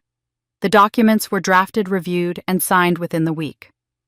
Though the settlement itself was technically private, protected by confidentiality clauses that prevented public disclosure of specific terms, word spread through the social circles that had always mattered so much to my father. Details leaked as they always do among wealthy families with too many connections and too much curiosity. The whisper network that had once protected the Arnold reputation now carried a very different message. Richard's business partners began dissolving their relationships. Joint ventures were unwound. Investment opportunities that had seemed certain suddenly evaporated. The country club that had delayed his membership renewal now formally terminated it, citing conduct unbecoming of a member. Friends of 30 years stopped returning his calls. The carefully constructed social world he had spent his entire adult life building crumbled around him. The financial consequences were equally devastating. Between the settlement payments to me, the divorce settlement to Patricia, and the legal fees he had accumulated, Richard was forced to sell the family home. The estate where I had grown up, where Lily had been crowned golden child, where my mother had spent 35 years as a prisoner, was listed on the market and sold within months. At 68 years old, Richard Arnold found himself alone, disgraced, and forced to start over. The reputation he had valued more than his own family was destroyed. The control he had wielded over everyone around him was gone. The lies he had maintained for 3 decades had finally caught up with him.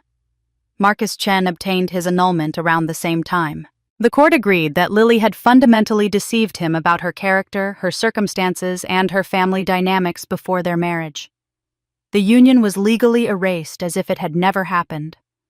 He was free to rebuild his life without the weight of the Arnold family dysfunction dragging him down. He reached out to me one final time, a brief email expressing gratitude. "Thank you for showing me the truth even though it hurt," he wrote. "I am rebuilding my life now, surrounding myself with honest people who do not play games or wear masks. I hope you find the peace you deserve." It was not a romantic connection. We had never been anything more than allies against a common enemy. But there was mutual respect between us, the understanding of 2 people who had both been victimized by the same toxic family and had both found their way to freedom. 3 months passed. My life began settling into something resembling normalcy.